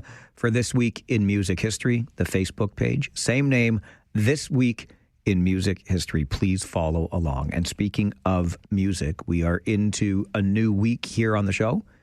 Every Friday is an all-request Friday, and since this is Blue Monday, allegedly the most depressing day of the year, how about sad songs for our theme this Friday on All Request Friday, okay? And some of you have been asking, hey, what happened to that hangover show with the drinking songs we didn't get to play on Friday that we were going to play again today? You're right, and I'm sorry we haven't, but our hangover is going to last into Tuesday. We'll get those final requests from last Friday onto the show tomorrow when we get together again. And this Friday, your theme for All Request Friday is sad songs in honor of Blue Monday. Let me know your request via email to mike@570news.com or call in and let Jen know the song you want to hear on Friday. As we continue the Mike Farwell Show this morning, 570 News Radio and Rogers TV. Has anybody heard from Crazy Dave? Has anybody heard from Crazy Dave? Has anybody heard from Crazy Dave? I haven't seen hide nor shaggy head of that boy in 4 years. But you'd know him if you met him. Played harmonica like the cat lost his balls. Yep, Crazy Dave. Had a toothy smile as big as my hand. Always chewed on a toothpick or a long blade of grass. Drank from the bottle, rolled the worst cigarettes. Was impervious to insect bites. It's one of the best damn tree-planting highballers east of Prince George. Excuse me, I'm just finishing an email to Scott Wicken, the spoken word artist who performs that introduction. If you want to see both hide and hair of David Drewe, Mr. Wicken, just come here every Monday morning at 11:30, because that's when David Drewe is here with Drew's Views on the program. Good morning, sir. Good morning. Scott is a professional entertainer, so I imagine he's familiar with hecklers, so I think it would just be absolutely hilarious if he was to sit here and just heckle us while we were doing this. So good. So it wouldn't throw us off at all, would it? It probably would, but I think it would make for great radio. It would be entertaining as all get out. Yep. David is a former Conservative Party staffer. He now owns and operates Negotiating Change, Government Relations, Stakeholder Engagement Strategies. Joins us for these weekly conversations. And I don't know how else to introduce the first topic that we'll discuss, David, other than, and if you'll forgive the turn of phrase, WTF. Where's the funds? I think Pierre Poilievre used that as at one time. But what is going on with Donald Trump and Greenland? He said, and I will quote again, "The world is not secure unless we, the United States of America, have complete and total control of Greenland." I think he's serious. No, I don't know if you read the text I sent you yesterday where I'm like, I've got 4 to 5 topics ready. I had this topic ready before we heard about his crazy note to the president of Denmark saying, you used to be interested in peace, but you didn't give me a prize, so I'm not that concerned about it anymore. Not that it's a bad thing, but I would encourage every one of your listeners to dig up a copy of this note that he sent to ambassadors around the world and the King of Denmark, and just read it out loud to yourself, your loved ones, and ask yourself, do I sound sane? Do I sound sane saying these words out loud? He doesn't. Right now, the agreements that Greenland, NATO, the U.S. have, the U.S. can scale up all it wants its forces in Greenland to respond to any threat proactively or reactively. He doesn't need to invade. He can do whatever he wants militarily in Greenland right now. This is just about natural resources. Well, did you see the NBC story that apparently Canada is the latest bug in his craw because Canada can't defend itself? Now, the neat footnote in that story, though, is he's not planning on buying or invading Canada. Oh, yay. No, but how would we know? If he bought and or invaded us? Well, no, but I just think, it's about Arctic resources. How are we going to know what's going on up there? Apparently, the Russians and the U.S. have already made an agreement on how they are patrolling and looking at resources up there in our territory. So, sovereignty is like a muscle. If you don't use it, you lose it. This is the thing. You got me thinking here, David. And if I can, I know, dangerous, but if I can compare it to what we're going on with here right in the region when it comes to water, I mean, it feels like we've been asleep at the switch for so long. And now all of a sudden there's an emergency. We must act with urgency to respond to said emergency. And we can't fortify militarily in the Arctic. We can't. No, we can't. But to be fair, though, I don't think any of us ever had in our playbook having to defend ourselves from the U.S. militarily. That's fair. If we have to send troops to Greenland. If Europeans are sending troops, we have to. And it might cheese off the Americans. It might get some of our NORAD officers frozen out a little bit. But if we don't show up for them, what right do we have them what right do we have to expect them to show up for us? If our whole thing is about convening and showing up and, I think we overstate our international military influence. We're doing a training mission in Latvia. Yeah, it's good, I'm sure. But in the scale of everything that's going on in the world, when, that's what we hang our hat on, yay. But we have to do something because, oh my gosh, remember all that talk about nobody was sticking up for us when all the 51st state talk? Well, Trump is moving troops to Minnesota, and a lot of military experts say those are the exact troops he would be using if he wanted to take over Greenland. We have to show up. We have to be there, even if it's a token statement that ends up getting withdrawn along with the others. But we can't be the ones who are sitting this out, no matter how much it cheeses Trump off. I'm sorry. You're laughing at me. No, and I don't I'm not. Know why. I'm sorry. I got a little bit lost in moving troops to Minnesota. Is that like, moving Punishment? troops to the ice planet Hoth to prepare for what the Arctic might bring? Like, I don't know. But well, the context, I was desperately looking. I lost the tweet on the drive here. My phone reset or my Twitter reset. But it was a military expert basically saying these are the troops that you would be using, and it is the worst veil ever. Everybody knows this is exactly what's going on. So this looks a little bit more real than I would like. It looks like it's moving beyond bluster. It's kind of funny because you think about the Trump years, and you had people like me at first who were like, if he actually becomes president, this is all just an act. It's going to go away. And I was so wrong, Mike. Oh my gosh, I was so wrong. I'm with you all the way on that. But, as soon as he didn't change tack, I'm like, I can't say that he's done everything wrong. But the dude is a boob, a buffoon, a joke, a little bit insane. There's no way I could ever vote for him. I'm not saying he's done everything wrong. But here we are. And all along the way, though, it's always been this we can wait it out. We can wait it out. If we could just get past this, if we could just get past that. And I was listening to 3 European, ambassadors being interviewed by Vashi Kapelis over the weekend. And they were basically saying, the midterms, most even Republicans are against this. It's going to come through in the midterms. And it's like, people don't look backwards, and I don't think Trump is waiting for the midterms to decide whether to invade or not. He is going to deal with this, and this is going to be something in hindsight by the midterms. So I'm all along we've been like, well, just wait it out. And I think 2026 is a year where we find out, were we stupid for thinking we could, or can we pull it off?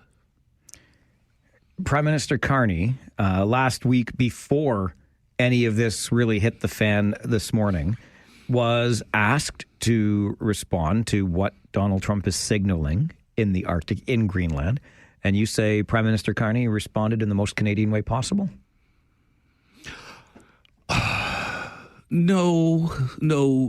We as Canadians are responding in the most Canadian way possible. We talk a really good game about, all these billions we're going to lock from interprovincial free trade, but look at the spat between Manitoba and Ontario that's been kind of dominating the news, partially because it is a single industry town in the middle of nowhere in Manitoba, so to speak, that is going to be impacted. So there's a million human element stories to keep this in the news. It's booze. So there's a little bit of a novelty there. I can't believe the angle is not getting played up yet, though, about the fact that Wob Canoe and Doug Ford are both consumed with alcohol, yet neither of them drink. Like, there's a real angle that needs to be pursued on this story. But no, like, that's just it. You know, we are so consumed with the other that we don't deal with ourselves. It's like, is this free trade internal thing something we are going to do or not? Because apparently we did it. And we don't know the difference, but the federal government will tell you, yeah, we've removed all federal and interprovincial trade barriers. Okay. And the provinces have been coming out with this deal, that deal, the other deal, but they were all frameworks and offers. And it's been a year now, and none of them seem to really have taken off. So, yeah, we've lost our momentum. We still talk a good game on it, but we're not doing anything differently. Well, along with unlocking those billions in interprovincial trade, we have a new deal struck with our friends, I will use in air quotes, in China. Oh, yes, China. China. Okay, I'm going to preface this by saying I was not in the room, and this is a very complicated issue, so I am very willing to cede the possibility that Mark Carney might know something on this that I don't. Okay. That said, idiot. Like, who makes this deal right now? Yeah, Donald Trump laughed it off at first, but he also laughed off the Ronald Reagan ad at first. And then all of a sudden he threw out trade negotiations over it. So yeah, he's okay with it right now, but boom, he will drop the hammer when he needs to. We have given him an excuse to say they need to cut off autos from Canada because we are now the leaky sieve. China is notorious for stealing IP, and they are now going to be embedded in our supply chains. This is not a good idea. And then there's the other side of it, like, you know, Doug Ford, I call them spy cars. Well, it's like, cool, man. I hope that term is coined forever now. Well, you know, Doug Ford calls them spy cars. But I agree with him. Like, I would never want to have my car built by a company that by law has to share all the information it might be gathering with the Chinese government. It's just that simple. And I think Doug Ford was right when he said, you're probably not going to be allowed to drive one of those things across the border. That's not a deal breaker for a lot of people. But boy, oh boy, I really do not think this is a good idea, and I really do not like the idea of China being able to buy further into our natural resources. And how much time do we have? 2 minutes? Okay, I'll very quickly sideline to this. Herald once got published in the newspaper accidentally as the result of a Freedom of Information request, and a letter he wrote to the minister, my fault. I held the pen on it, Harold signed it, but I addressed it to the minister's ministerial office rather than his MP office, so it became accessible through Freedom of Information. So I can actually say that, yeah, we were on the record during the Stephen Harper era when Nexon wanted to be buying into the oil sands. We were against it then, too. It was some rather colorful language that ended up getting published, and a few people from across Canada who we'd never heard of started donating to Herald after that.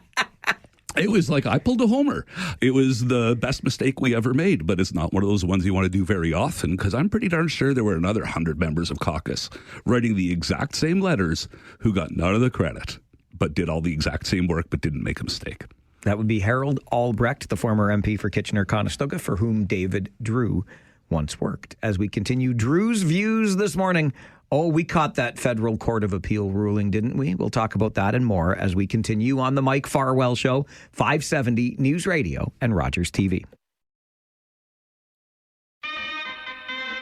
David Drewe joins us every Monday morning, 11:30, with Drew's views. We'll get to that court of appeal ruling, but let's start with the OG Hogue Commission. Hogue, if you want to be less or more Anglo, less Franco on this. But you don't think Prime Minister Carney has any recollection of the Hogue Commission? Do you remember that?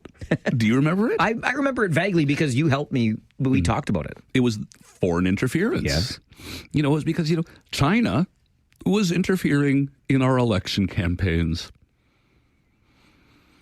We were going to set up a foreign influence registry. And as you mentioned, that Chrystia Freeland probably could have been the first name on it. Mm-hmm. Yeah. But instead, we just went ahead and said, hey, let's set up this deal with China. Why do we need to worry about this country that we know has been trying to illegally influence our elections and intimidate our citizens? Why do we need a foreign influence registry if we're going to compromise our most long-standing trading relationship with the biggest superpower in the world to let them get a foothold here? It just sort of seems that foreign interference is one of those things that's like, oh, that's so last year. We don't need to worry about that anymore. Spy cars. Yeah. Spy cars. But no, seriously, it's just the Hogue Commission. It was such a big deal. And poof, it's gone. That's all I wanted to just remember, let's take a look at this China deal in the context of all the unfulfilled recommendations from the Hogue Commission. Okay. There has been a Court of Appeal ruling which went against the federal government. So it lost in the lower court. It appealed. It has now lost in the Court of Appeal. The Emergencies Act was unjustified. Unreasonable. Unanimous decision by the Court of Appeal. All three justices. Quite strongly written. It wasn't like this was a borderline case. They were, if anything, harder on the federal government than the initial ruling was. And the government's defense at appeal seemed to be, well, the trial judge just thought we should have had the benefit of hindsight. And the appeal judge slapped that down pretty effectively, saying, no, he just thought you should have had evidence. You can't sit there and take a look at what was going on and think it added up to an emergency by any stretch of the word. Bad planning does not make an emergency. Incompetence by a police force, and let's say alleged, because I do not understand why Peter Slowly acted the way he did at first. It's unclear to me whether he was doing what he thought was operationally best or if the police board above him had been directing. Because you'll remember... He was chief of Ottawa Police. He was chief of Ottawa Police, and he was fired by the mayor, who was not even a member of the police board. So there was a lot of weirdness going on there. So when I say a bad police force or bad decisions, I'm not saying, yes, Mark Slowly made those decisions, but 2 weeks later, they were trying this stuff again in Toronto. They tried it here, and our police had the sense or the foresight or the experience of Ottawa to say, well, we're just not letting them in. And so they weren't able to embed themselves, so we never had to remove them because they never got in.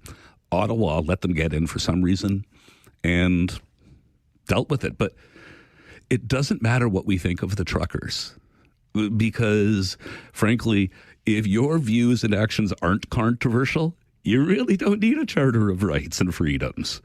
It's when you are pushing the line, you need a Charter of Rights and Freedoms. So it doesn't matter that I think the truckers were mainly a bunch of yahoos. It was absolutely unreasonable for Chrystia Freeland to tell banks, hey, freeze anybody who you might feel is affiliated supporting the truckers' bank accounts and assets. Let's remember going back to the law never passed. The law never passed. Senate never finished debating it, and then it should have gone back to the House. It never actually even got finished passing it. We never had the thorough debate on it. And the only reason I'm really bringing this up is because some people need their faces rubbed in it, Mike. I don't disagree, David. No, but I don't mean just I mean the people that we talked to on a regular basis during this thing who insisted that this was absolutely justified, question-free. Well, every jurist who has looked at this has said this was an unreasonable action. So those of us who held the unpopular view at the time that it was unjustified overreach and improper use of government power, yeah, I told you so. I'm speaking to all of those people now. I told you so. And And thank you for this microphone. For what it's worth, you're very welcome. You can think that most of the people in the Freedom Convoy were a bunch of yahoos, Yes. to your point earlier, and also recognize that the application of the Emergencies Act was absolutely unreasonable and unjustified. You can hold those views simultaneously. More importantly, I would say that because I thought they were so repugnant in a lot of what they were doing and so stupid in a lot of what they asked for, that made it more important for us to defend their charter rights. Because that's the easiest way to start normalizing the way for rights to be taken away. You start with the easy cases, and then you start chipping away at it. You never start, Hitler didn't start with the Catholics. And that's just that. You have to stand up for the odious cases. And, I don't want to say the entire truckers convoy were bad people because a lot of my friends were supporters. But you just can't look at some of these ringleaders and listen to what they were saying and then listen to them afterwards saying how they really didn't know what was going on at the time and go, yeah, this was a movement worth supporting. No. The Federal Court of Appeal rules against the government. It was unreasonable and unjustified to invoke. Will it go to the Supreme Court? I hope so. Can we spend more money? Well, can we spend more money to pretend that Justin Trudeau didn't make a mistake? That's the big thing right there, isn't it? David, as always, appreciate these conversations. Thank you. Drewe, Have a great week. You too, is with us every Wednesday morning, 11:30 for Drew's Mondays. Views. Did I say Wednesday? Goodness gracious. It's only Monday. I'm having the Mondays. I don't know why I always say that with David here. Open lines, rant or rave coming up. It's Monday. That's why we do rant or rave on the Mike Farwell Show. 570 News Radio and Rogers TV. Take out the papers and the trash, or you don't get no spending cash. If you don't scrub that kitchen floor, you ain't gonna rock and roll no more. Yakety yak. Don't talk back. Just finish cleaning up your room. Let's see that dust fly with that broom. Get all that garbage out of sight, or you don't go out Friday night. Don't talk back.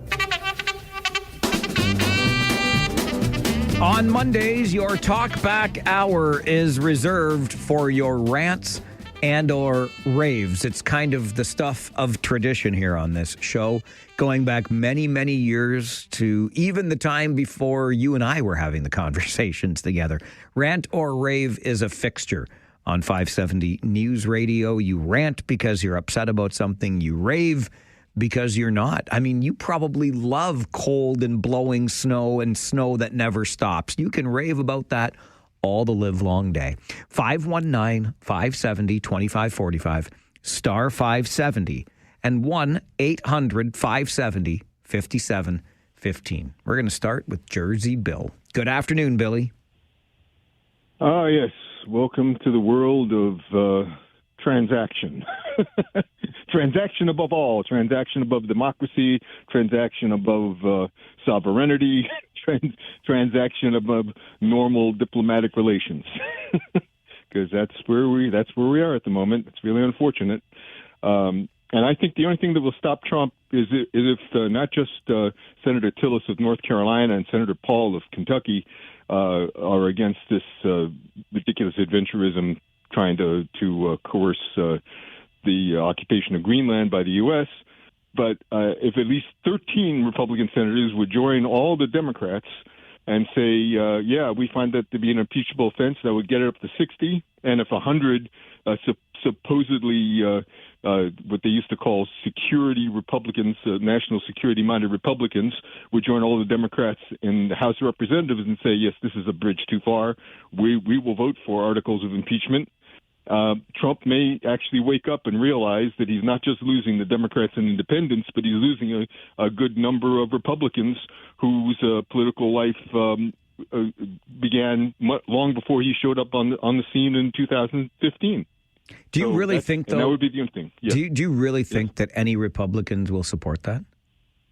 They've already. There's at least one Republican who said that move, and that was in the House, that move, he would see that as an impeachable offense. But they have to show courage. They have to show courage. They have to decide now. They're gonna, if he does the worst things, if he continues to do the worst things and act in the worst way, I believe it's going to be like a landslide against the Republicans in November. Then it'll be too late for them. If they show some courage now, they may be able to salvage something of their old party, of some of their old the things that actually gave them a moral core, if you can call it that, besides being for tax cuts and for totally deregulated industries, which I think is sort of ridiculous as well, because it just tends to throw lots and lots more money up to people who already are the most powerful and the richest in the country. But that's their decision to make. Stand up for national security, stand up for older alliances, or just allow this wannabe dictator to make his deals with other dictators in the world, and welcome to 1984 and 2026. Billy, I appreciate the call and the perspective as always. I'll just share with you the open letter, the letter that has been shared and that has then been shared publicly with us, that President Trump sent to the Prime Minister and leader of the Norwegian Labour Party. And David Drewe alluded to this in his previous segment, Drewe's Views, and didn't really mince words when he suggested this sounds, in David's words, this does not sound sane. I'll just read it to you in its entirety. I shared a shorter version earlier today, but this gets to the heart of what Billy's talking about. And it goes like this. Dear Jonas, considering your country decided not to give me the Nobel Peace Prize for having stopped 8 wars, plus I no longer feel an obligation to think purely of peace, although it will always be predominant, but can now think about what is good and proper for the United States of America. Denmark cannot protect that land from Russia or China. And why do they have a right of ownership anyway? There are no written documents. It's only that a boat landed there hundreds of years ago. But we had boats landing there also. I have done more for NATO than any other person since its founding. And now NATO should do something for the United States. The world is not secure unless we have complete and total control of Greenland. Thank you, President DJT. That's the exact letter written to the Prime Minister and leader of the Norwegian Labour Party. And if that doesn't send a wee bit of a shiver down your spine, I don't know. The world is not secure unless we have complete and total control of Greenland. Back to the phones here, rant or rave. Sean, Farwell's Force member number 165. Good afternoon. Yeah, I'm thinking he may have had the wrong year, not 1984, but 1934. Anyway, I want to talk about something besides Donald Trump. Sure you can. That convoy thing. To me, whether or not you like the convoy truckers, whether they're yahoos or not, is besides the point. To me, what I always thought was, it was about somebody who was in over their head, didn't know how to handle a situation, and the government panicked and made an inappropriate decision to invoke the Emergency Measures Act. It should have been a police matter. That should have never got beyond that. Like I said, I think somebody was in over their head. Well, let's not beat around the bush. Justin Trudeau was in over his head. Well, yeah, he was. Yeah, absolutely. They were like, everybody involved was in over their head. They didn't know how to handle it. It should have never happened. More competent people would have handled it without resorting to such drastic measures, quite frankly. All right. Fair enough, Sean. Appreciate the call from one Sean, member of Farwell's Force, to another. This is Farwell's Force member number 251. Sean, good afternoon. Good afternoon, Mike. How are you today? I'm excellent. Thank you. And yourself? I'm both the same. Good stuff. I don't really want to talk about Donnie Bone Spurs there, but I think he's nuts, to be honest with you. That's just one opinion. The one thing I'd like to rant about is all these people, I don't know if you saw it. You must have saw it because you're a hockey guy. When the Florida Panthers went to the White House, and a lot of people were commenting and ripping into some of our greatest players from our country, like Sam Bennett and Brad Marchand, about how can they go there and what are they doing there, and just cutting them up.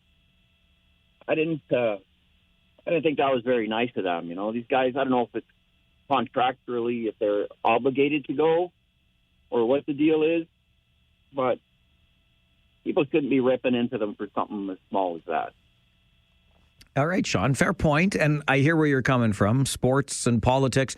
We saw Mark Ruffalo go off at what awards was it the other week? Golden Globes or whatever was there. And I get it. You've got a microphone put in front of you, so you're going to take advantage of that opportunity. But are we looking to athletes to make political statements on our behalf? Are we looking to actors to make political statements on our behalf? I don't know. I suppose have platform. You can use it for good. And I'm sure Mark Ruffalo thinks he's using it for good. And it would have been possible for some members of that Stanley Cup winning team to decline the invitation to the White House, absolutely, thereby making their own political statement. The only thing I'll quibble with, Sean, is, to me, Sam Bennett's the dirtiest player in hockey, Canadian or not. But I'll just leave that over there as a Leafs fan. Rant or Rave continues. We do it every Monday afternoon on the Mike Farwell Show, 570 News Radio and Rogers TV.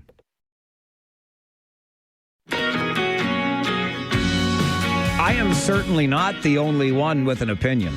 And full disclosure, I love hearing yours. The Talkback Hour is one of my favorites of the entire day. This is your Rant or Rave edition. Right back to the phones we go. Kyle is next. Good afternoon, Kyle. What You listened earlier today when we talked about 6-7 and the nonsensical nature of it all.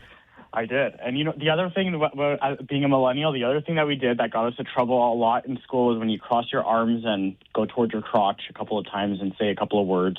That was a big thing. I don't know if you remember it or not in the 90s, but... Was that that was a wrestling thing, wasn't it? It was. Yeah. Anyways, I got a rave to Ottawa. Great time over the weekend. Did a lot of things.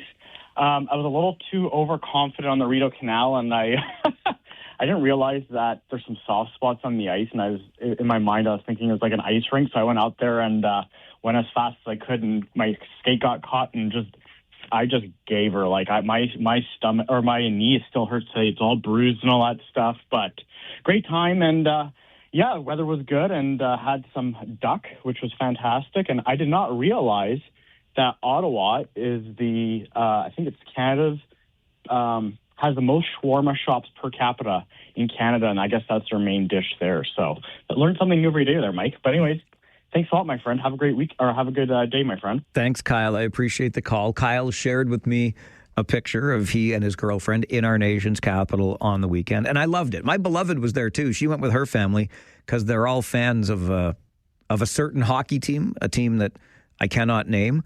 But I was thrilled for them as a family to get to go and experience that game in Ottawa against the Senators, and for Kyle just to be there with his girlfriend doing stuff. Like, do the things. Take a weekend and go to our nation's capital. Skate the Rideau Canal. I just love seeing it. I was so happy to be included in that through Kyle's pictures. So great stuff. Glad you did the things. And I just happen to have a soft spot, I guess, for the city of Ottawa. I love it up there. We're going to travel up there in a few weeks with the Kitchener Rangers, and I look forward to it every year. Conservative Charlie is next on Rant or Rave. Good afternoon, Charlie. Well, hi, Mike. First, poor Jersey Bill. He should maybe shut the TV off for a day or two before his head explodes. Anyhow, do you think Jersey Bill's head's going to explode, or has Donald Trump's head already exploded, Charlie? No. Here's the thing. Okay. Especially the thing about Greenland. He's not doing it because he's worried about China or Russia. Not for one bit. For one thing, for China, Greenland's nowhere near China. Even if they tried, the states have got satellites all over. China's more worried about how they're going to take over Taiwan. They're obsessed with that. As far as Russia goes, well, Trump can set up any kind of base he wants on western Alaska. They're only 50 miles from Russia right there, so I don't know what the guy's after. He's after something, but it's got nothing to do with China or Russia. It's like I said, you can go around in circles just trying to figure out what that guy wants to do. You're better off just to shut him off. All right, Charlie, thanks for the call and the advice. Might be onto something there. It is just a nonstop barrage of wildness, isn't it, from the Oval Office? JB is next on Rant or Rave. Hey, buddy, good afternoon. Afternoon. I am sick and tired of Grand River Transit not appropriately dispatching snow removal to the bus stops. I'm legally blind, and that's not even that bad of a disability. I have friends in wheelchairs. I've been helping old people deal with waist-deep snow to try to get on the bus. This is embarrassing, especially when, the city is able to dispatch to the sidewalks and so on very, very quickly. There are stops, multiple stops that still haven't been dealt with since Thursday's dump. I'm getting sick of it. JB, that is excellent commentary by you. I got an email over the weekend from Leslie, who had been catching up on our shows from last week, and we talked about this issue with our good friend Edward Ferruzel, who's the executive director of KW Accessibility. And Leslie writes to Mike at 570news.com an idea, and she says, why not? Could we consider? And I think this is an excellent idea. I wish I had brought it up when we talked about the issue a week ago, to JB's point. Why don't we heat the ground at the bus stops? Because clearly we can't get crews out there to keep track of this stuff and keep our bus stops accessible. Why don't we install the technology to heat the ground? There's an entire community in Michigan. I forget the name of it off the top of my head, but they do their entire downtown like this to keep it as pedestrian friendly as possible, even in inclement weather. I don't think in terms of entire square kilometers, it would be that onerous to install the technology so that the ground at bus stops is heated. All you need is enough space to get somebody on a wheelchair onto that bus. Why?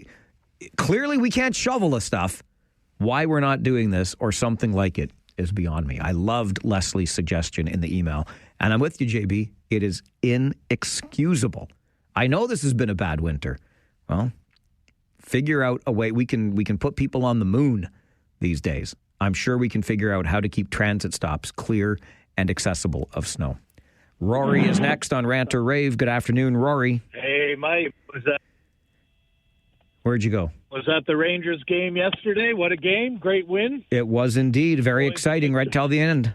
Stayed till the end. The boys enjoyed it, and fantastic afternoon of entertainment.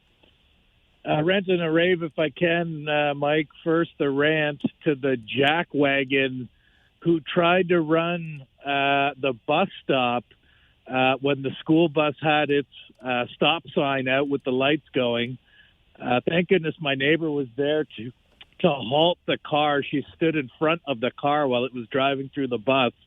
Unbelievable. I mean, what do you think is going to happen when you try to run a school bus when it has the lights on? I can only imagine what might have happened if she wasn't there to stop it. So kudos to her.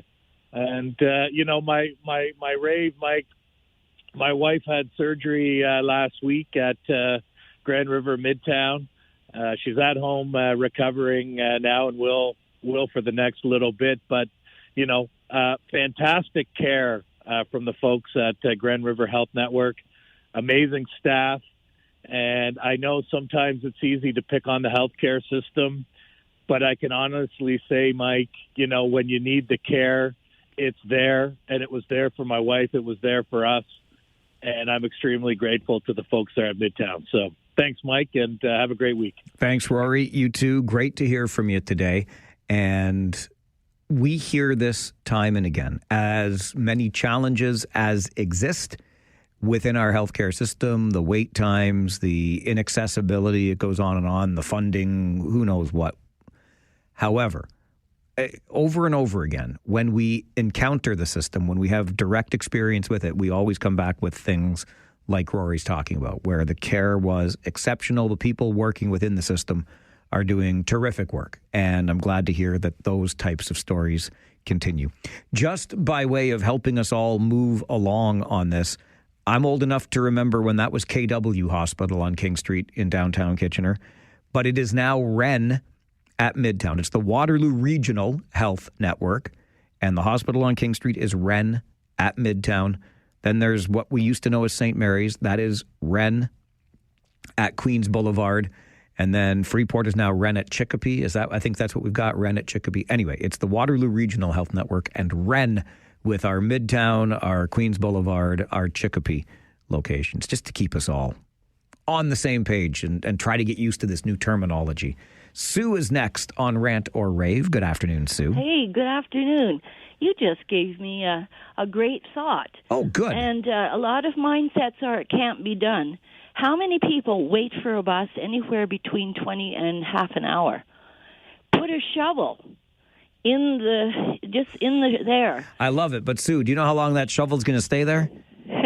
Well, yeah, that's the negative aspect. But let me tell you something. I was so excited. I saw a proper tractor that had the blades that could do the changeover to try to, maneuver the snow. I was so grateful, except for one thing. They got to train these people for the bus stops, removing the bus stops, not to leave 5 feet by the post where majority people come in and off at the front. You're right, Sue. And they leave it there. And, of course, if we have a warm spell, then you get mush and puddles, that sort of thing. Well, I spent... because I saw her, I believe it was a lady doing it. All right, Sue, I'm sorry. No, I'm not going to go. 3 hours there. I know, I'm not going to go. I just have to tell you, I got to get to the news center. Do you want to wait? 3 hours. I did 3 hours and cleared it for them. So people can do it. Okay. All right. Thank you. I appreciate it. I really do. I was going to ask if you wanted to wait around, but there you go. I'm trying to figure this out. I've got to be in my bonnet about winter this year. Maybe we can figure out how to clear the snow better as we continue Rant or Rave on the Mike Farwell Show, 570 News Radio and Rogers TV.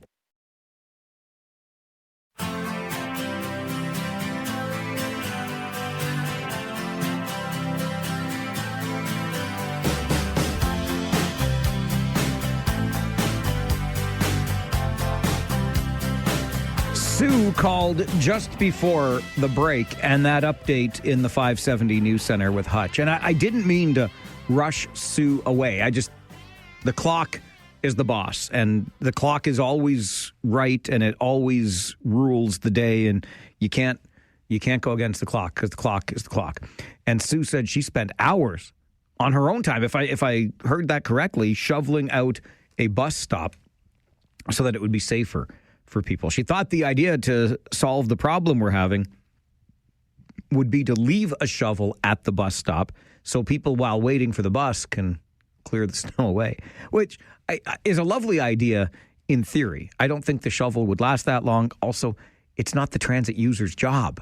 It's the transit service's job. And so I've been thinking about this a lot. And again, let's be fair and let's be generous here in spirit. It's been a brutal winter, hasn't it? Like, I don't know about your sidewalk and your driveway. I finally got mine down to what I would think is a good standard on the weekend, right down to the pavement. But it's been hard with the kinds of weather events we've been experiencing, the amount of snow, right? The frequency with which it's falling. It seems like every day there's more to shovel. And if you don't keep up, boy, oh boy, you're in a whole heap of doo-doo. But I find myself, because I'm obsessing over the number of steps I get every day, and I'm out and about with Rosie all the time, our little puppy, walking everywhere. I don't know what you do in a climate like this where winter comes around and just beats up on you. I see what the plow does, and then how the plow impacts our multi-use trails, and how those multi-use trails impact the houses and the sidewalks in front of those houses next to the trails. We got to figure out something different. Or do we just keep putting up with this? I always felt bad for people on corner lots because, of course, the plow goes around the corner and fills in the sidewalk just like it fills in the end of your driveway.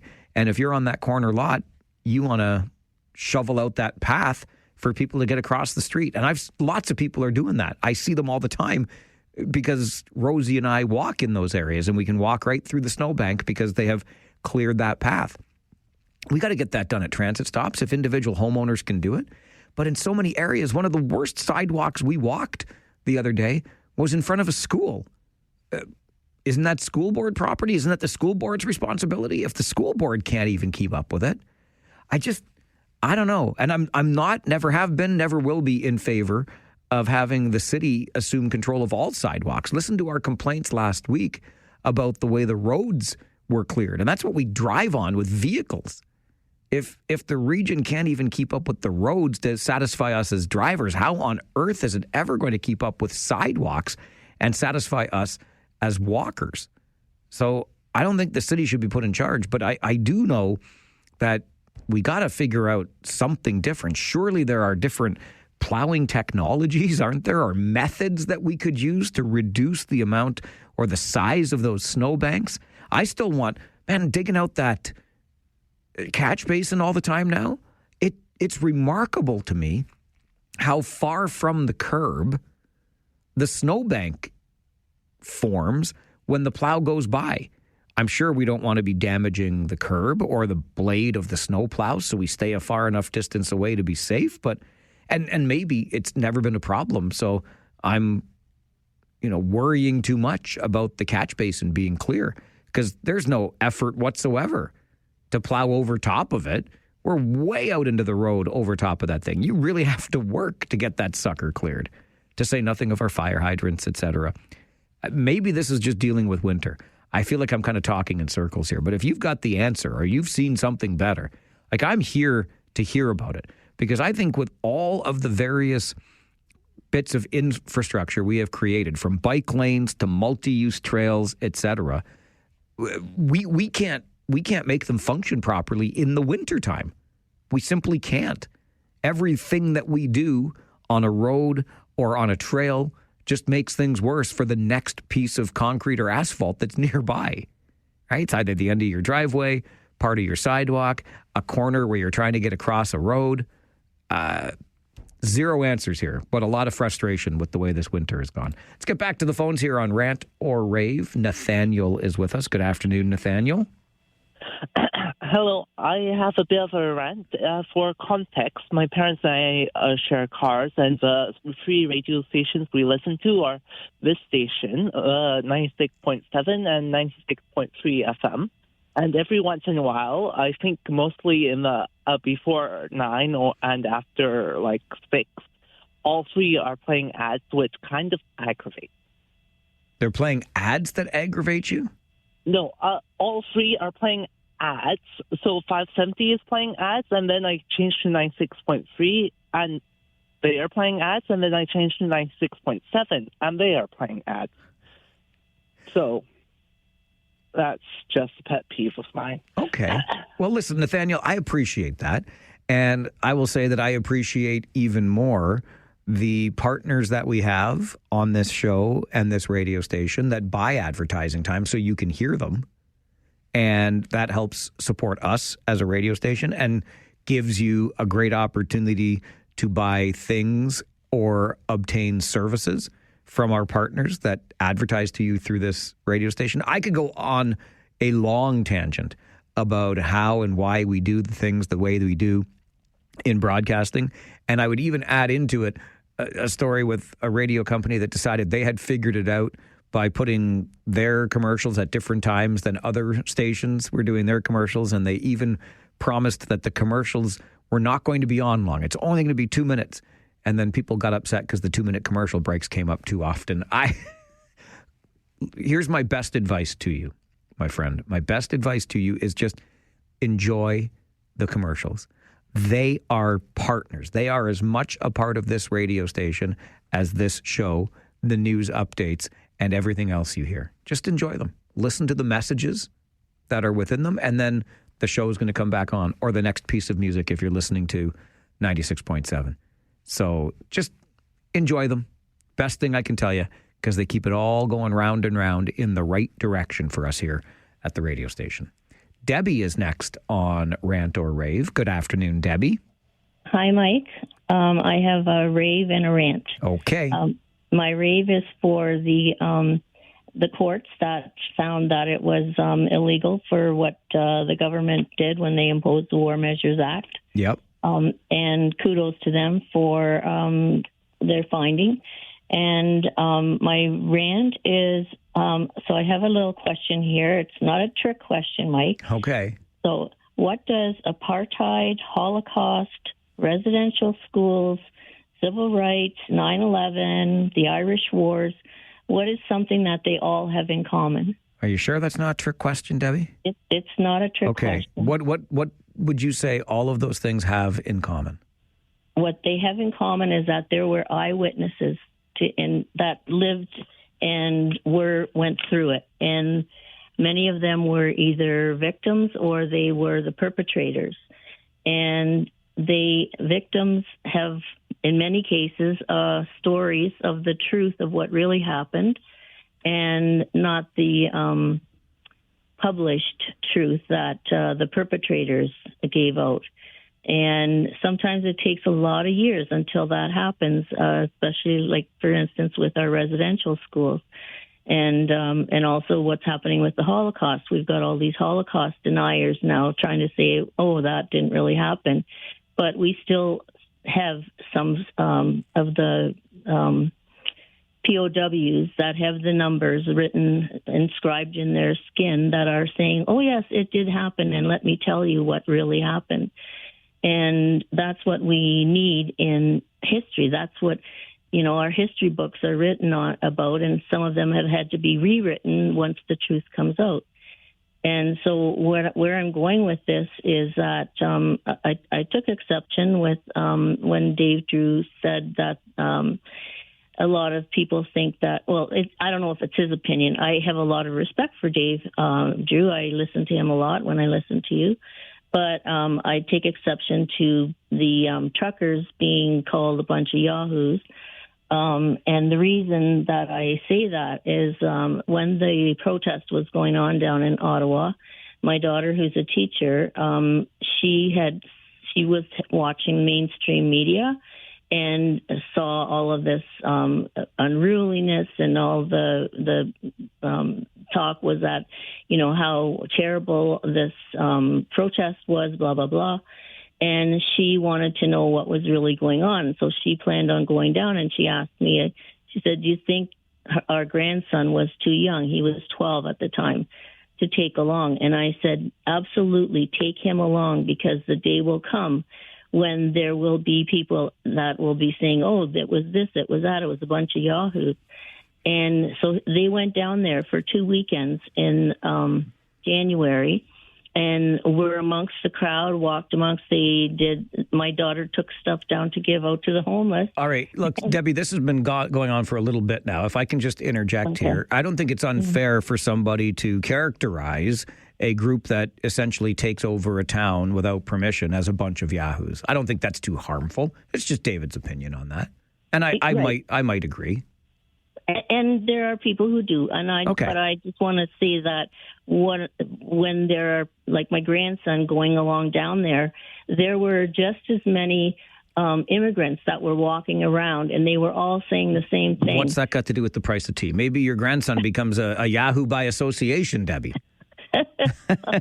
Anything is possible. All right, anything is possible. That was starting to go, like, it just kept going and going. So I'll just move on from there. But listen, I get it. And to the point that started it, I will just share with you again this audio, because I said this at the beginning of the show today. Like, what a wild time in history we all experienced, if not endured, from 2020 through 2023, give or take, pandemic times.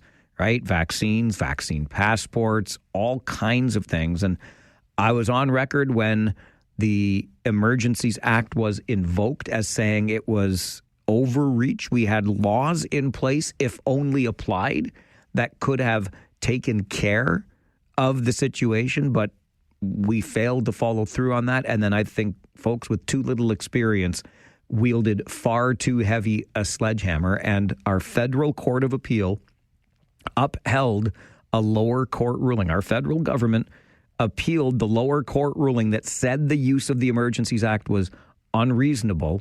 And even the Court of Appeal says, no, it was unreasonable to invoke that act. This is John Carpe from the Justice Center for Constitutional Freedoms, which provided legal support to some of the people charged in the Freedom Convoy. The Federal Court of Appeal has affirmed a powerful lower court ruling that denounces the federal government for freezing bank accounts and inflicting violence on peaceful protesters during Freedom Convoy 4 years ago.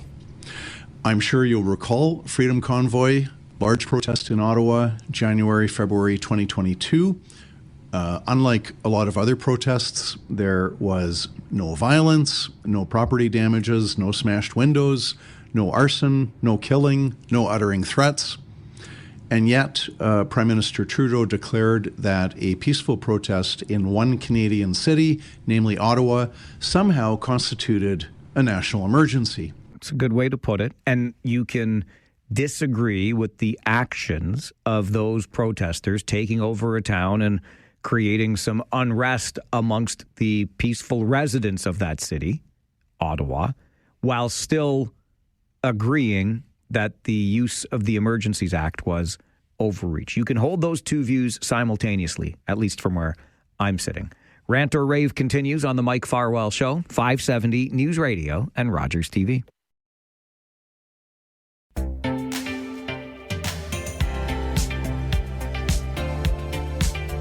On Mondays, Talkback is your chance to rant and or rave. Rant because you're upset about something. Rave because you're the opposite. Right back to the phones we go. George in Cambridge. 00 George, Farwell's Force member number. Good afternoon. Good afternoon, Mike. I want to give a rave for Doug Ford about the spy cars. By all means. My mind went to overdrive. Could you imagine you and your buddies, you all go out and buy these cars, and as a prank, you're going to drive around, talk about a buddy who knows Donald Trump, and they're planning to attack China on March 17th. And you have few of the cars doing this. Could you imagine the world consequences to this? Well, if indeed you are driving a spy car, then yes, this would be a prank of magnificent proportions, George.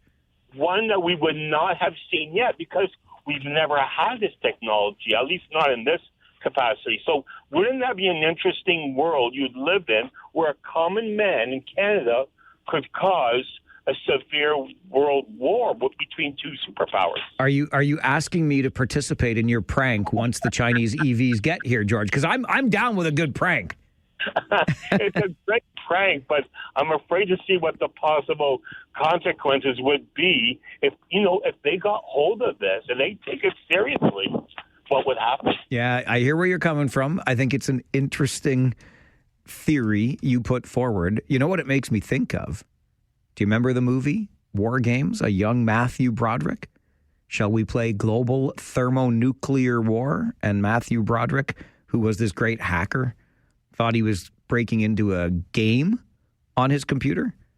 Instead, what he actually had hacked into was a real computer that could launch a global thermonuclear war. Lots of fun. Dabney Coleman in the movie. That's what the 1980s were all about. Good old days, 40-odd years ago. Andre is next on Rant or Rave. Good afternoon, Andre. Good afternoon, Mike. Happy Monday. Happy Monday.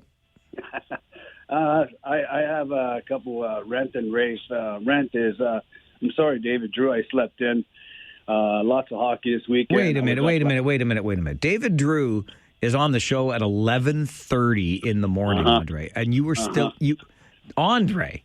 Holy Hannah. That's not sleeping in. That's Rip Van Winkle sleeping for 40 days territory. Okay.